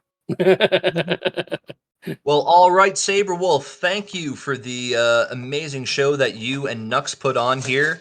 I invite you to watch Nux's stream, and I want you to do the play-by-play as he finishes off this final boss. We're midway through tier 2. Take it away, Sabrewolf. You are the victor, and you have every right to do this. Well, I pick up on my opponent now? Is that what I'm doing? No. You're cheering him on, dude. Come on. This is for a good cause. Yes, Don't it is. So it's for a great poisonous. cause. Yes, it is. That's a great cause. I'm glad we did the event for this. But looks like he's down to 2. He's down to the lesser 2 of this 4. Kind of the same issue I did, but getting rid of hits before magic. Magic can count your counter with quarter and with the dispel as well, which will put you in a tough position going into the next boss point. But looks like you were going to be okay here. Let's see. There's the dispel. All right, so magic is down. Is going into the 3rd tier. Oh, lucky. Yeah, no quarter, so got lucky like I did. Didn't get the quarter there. Now, I know on this run, we did have offering Gigi Glove Double Atma. Didn't feel comfortable with it since you're going with a solo character. That would have been an amazing amount of damage for an amazing amount of speed, but would have left you very vulnerable with not much defense and at the mercy of my health matters to what I'm hitting. So, do you think you would have taken that if you had found a Minerva? I'd be more inclined to, yeah. Okay, because that was the one item we were expecting to see throughout this run. Because you always find a Minerva and nobody can use it. Ugh. But when you do a solo Celeste run, it doesn't show up anywhere. I mean, I don't know. I mean, you might have seen me goes offering, but I don't want to do it because it's too dangerous to do this. I don't want to do this. But I didn't. I mean, I could do it for the streams, do it for the event. But I was like, that doesn't feel good. Whirlwind, does it hit? Nope, it does not. Yeah, unfortunately, for this fight here for Girl, Shock doesn't do much damage. Meteor did a little bit more damage, to double the damage here. So Meteor was a little bit better option.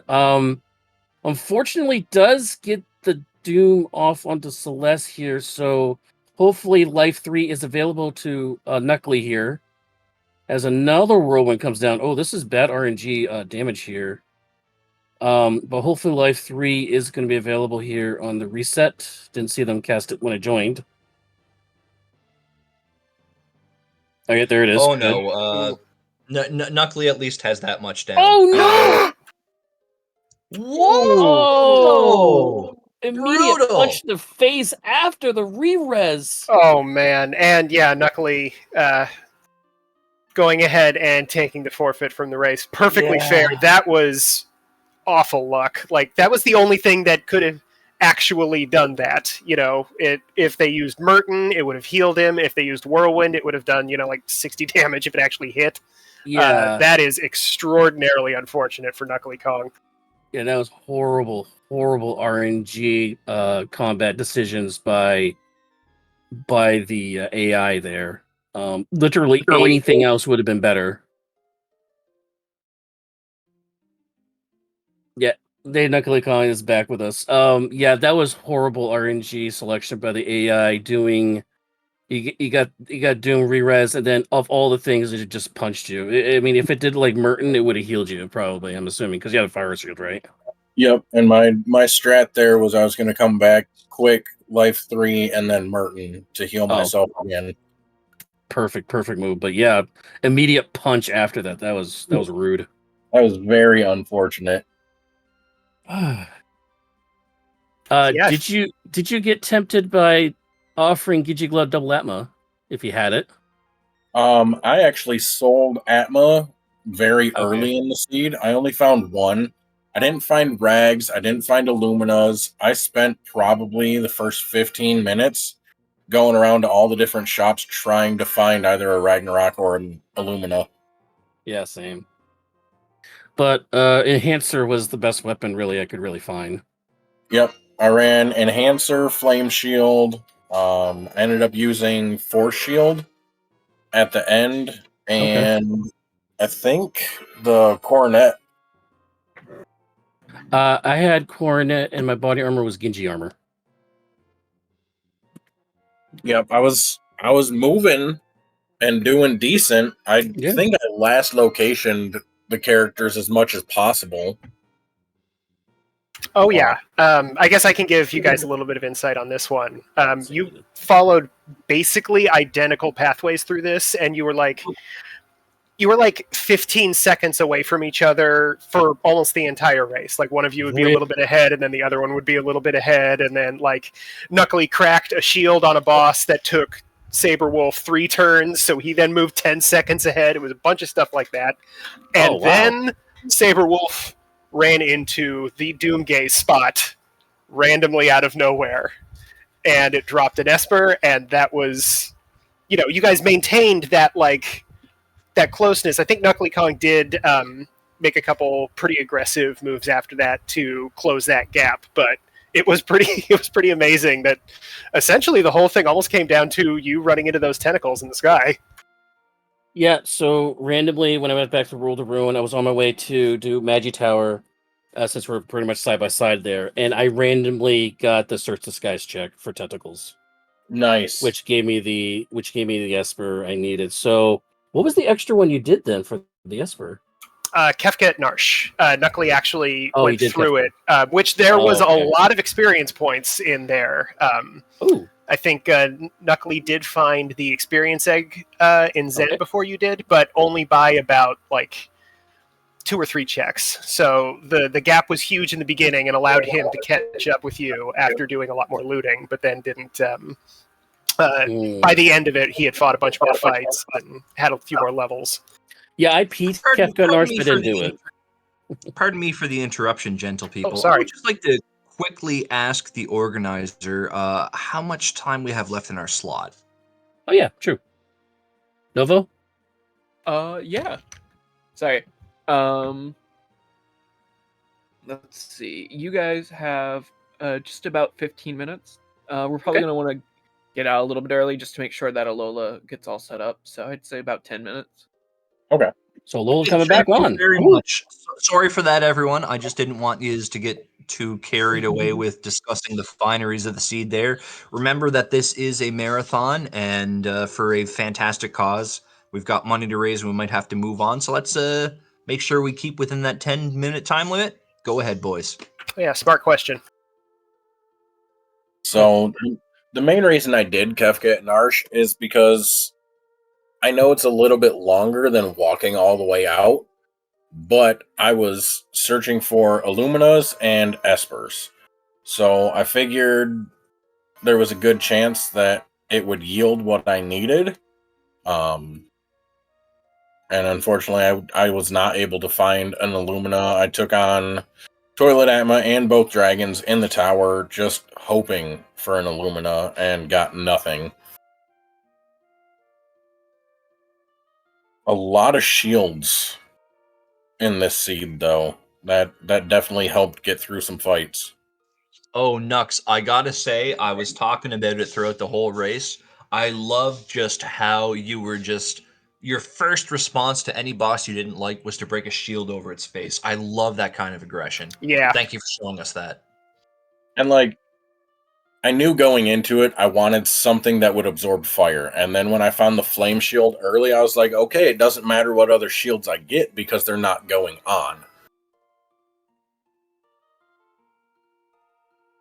Yeah, you had enough. It's a great strategy, absolutely. We were talking about how fire is both the most common and best element in the game, so I completely agree with that. Since we know we have a bit of time there, Nux, one question that came up while we were yakking amongst ourselves here. You sold a ribbon for money very early on, and there were a couple of boss fights where that came back to bite you. Any regret on that decision? Normally, yes, but I knew early in the seed that if I would have found an Illumina, I was going to need the money. And then I ended up finding another ribbon later on. So the Skull Dragon fight, I actually wiped to that. And then went back and put a ribbon on, and then remembered I had Quick, so it didn't matter. Fair enough. Another question for the both of you, which was something I thought about bringing up pre-race, but didn't want to spoil the fun. Did either of you consider using the black belt accessory if you found one? Well, It given would. the fact that we had a Moogle Charm, what we had to have, and then finding the experience egg kind of early, not really, because I mean, I know the scaling was insane for this. I think it's like 3 times scaling on fight, and 3 and 5 times scaling for the fights and all, and it's only 2 times scaling for espers and characters only. Dragons don't increase scaling, so experience egg was kind of overkill. But I still probably would have preferred a ribbon because solo character muddle self ice 3 yourself or something like that. It could really kill your run. So Absolutely. But so yeah, I mean, it is an option though. It definitely is an option there. But I think when you have safer options, it's better. Quick question. Another quick question from me. I didn't see it very often, but you both realized that you could have switched the Moogle Charm over for a different relic before a boss fight, correct? yes. That's true. Yeah, that's true. I know early in the seed, I was flopping Moogle Charm with Experience Egg or Earrings, whichever one I didn't have equipped. But later in the seed, I felt like it didn't really matter, so I just kept Experience Egg and Moogle Charm. Yeah, but also like I don't think Black Belt would help much anyways, unless you were using the ammo weapon, because the only other weapon we really had was either Aura Lance or Enhancer for options. It wasn't like we had like a VK or something like that or an Illumina, or if we did have to do a counterattack. So Yeah, but yeah. the Black You Belt- both did pass up a sniper weapon, which Celias could equip. I know you love your snipers. I know that. It's hard to argue with a weapon that procs throw at triple damage. That is true. But the proc is not guaranteed, and shock is guaranteed damage. That's true. On the subject of shock, how do you feel that shock held up throughout the game? We know that it's amazing early game. Did you find that it was still relevant late game with a solo character? I mean, it can be. If the target is at the end of the game, it wasn't because Shock was doing half the damage that Meteor was to Girl and Sleep. But I've noticed that if a target is weak to a certain element, say like ice, like for Tiger for ice, that's going to do way more damage than Shock's going to do. But when you meet certain things like cranes, where Merton's not going to work because one of them absorbs fire, Shock is actually better because it actually hit both targets. So Meteor can sometimes be better than Shock, I guess, in certain situations, I guess. But Yes, then again, because Shock is just Meteor faster. ignores defense, whereas Shock does not. You're right. Yeah, I mean, Meteor and Shock kind of the same, almost. And I know Shock came in handy against Magimaster. Yeah, That was absolutely the best play against Magimaster. Something you both could have done against Magimaster was use your opening turn for a Merton spell rather than a Shock, but we're splitting hairs at that point. Yeah, definitely. And I know we're running out of time, though, but I just want to wrap up and say thank you all for jumping in with me and doing with me, Knuckly, Jackimus, Turdsman, also Drink School in the background for helping set up this flag set run in the seed and all for us. Once again, when I heard about this event coming up, I had to jump in for it because, like I said, back in March, if you missed the beginning of this run, I faced thinking about committing suicide back in March. And actually, before that, I was actually thinking about it towards the end of last year, actually, into 2023. And I finally just got help. I went to go see my doctors. They took me very seriously. I ended up going to see a therapist that same day, and I've been in therapy since in 3 months. And my workplace was understanding. Certain states look into your states too. They can give you family leave to help you with that. You'll still get paid depending on how your job is set up. You'll still be paid while you're gone to try to help heal. It is a mental health issue, and it can be a help, and you're not alone. So, and I'm just happy to help out with this cause for this, and I'm glad that we're getting donations in. I think have a $1,000 goal. We're already over halfway there on the first day. So keep it coming in, everybody. It's a great cause, and I'm glad to help out and participate. And glad I'm still here with you all too. So Absolutely. And we're glad you're still here with us, Sabre. So we're glad that you got the help you need, and we're doing this event to make sure that anyone else in that situation gets the help they need. And this doesn't just apply to those of you that live in the United States of America. Even though the charity itself may only benefit that, even if you don't live in the USA, there's always services available to help you. You can always find a local, the local addiction numbers will help you with this. And doesn't sound like they overlap, but trust me, they do. You can turn yourself into a hospital, a hospice, even a police station. Maybe I wouldn't recommend that in America per se, but the police will help you in a situation like this everywhere else in the world. Help is out there. Ideally, you find it within your own friends and family, but if for some reason you feel like you can't, you can go outside that circle and the help will be there. They will keep you alive. And I just want to say that if you think that ending your life is the only way out, you've legitimately hit rock bottom, and the only place you have to go is up. And let me tell you, up is phenomenal. Don't let go of the hope. Keep your own life alive. If not for yourself, then for your loved ones. They will miss you incredibly. Yeah. I'm Suicide. Jackimus Wedge, signing up on a more somber note than usual, but keep the hope alive. Thank you. Suicide is a solution to a temporary problem. Sabre, I'm glad that you are still here with us, and I'm glad that you agreed to compete in this event against me. And while I did not win and I did not finish the seed, it was still a lot of fun, and I'm glad it could be against you. yeah, thank you for that. But I guess thank you guys for jumping in with me, doing this great cause. But for those of you out there, before last thing, Final Fantasy VI Worlds Collide. We'll be back later on this weekend for this event. We got another run for you guys for this event. We got a twofer. So What is it? Monday at 12:30. yep, Monday at 12:30, I believe. It's the last. I think it's the last run of the event. Yep, we hit the donation goal for it. Very Awesome. nice. And you know what the best news about that event is? You get to hear me for another 2 hours whenever you tune into that. Alongside my new BFF, Nehru, we are going to rock it. And I know our runners are going to rock it too. It's going to be a great time. I'd say please make sure to tune into that again on Monday.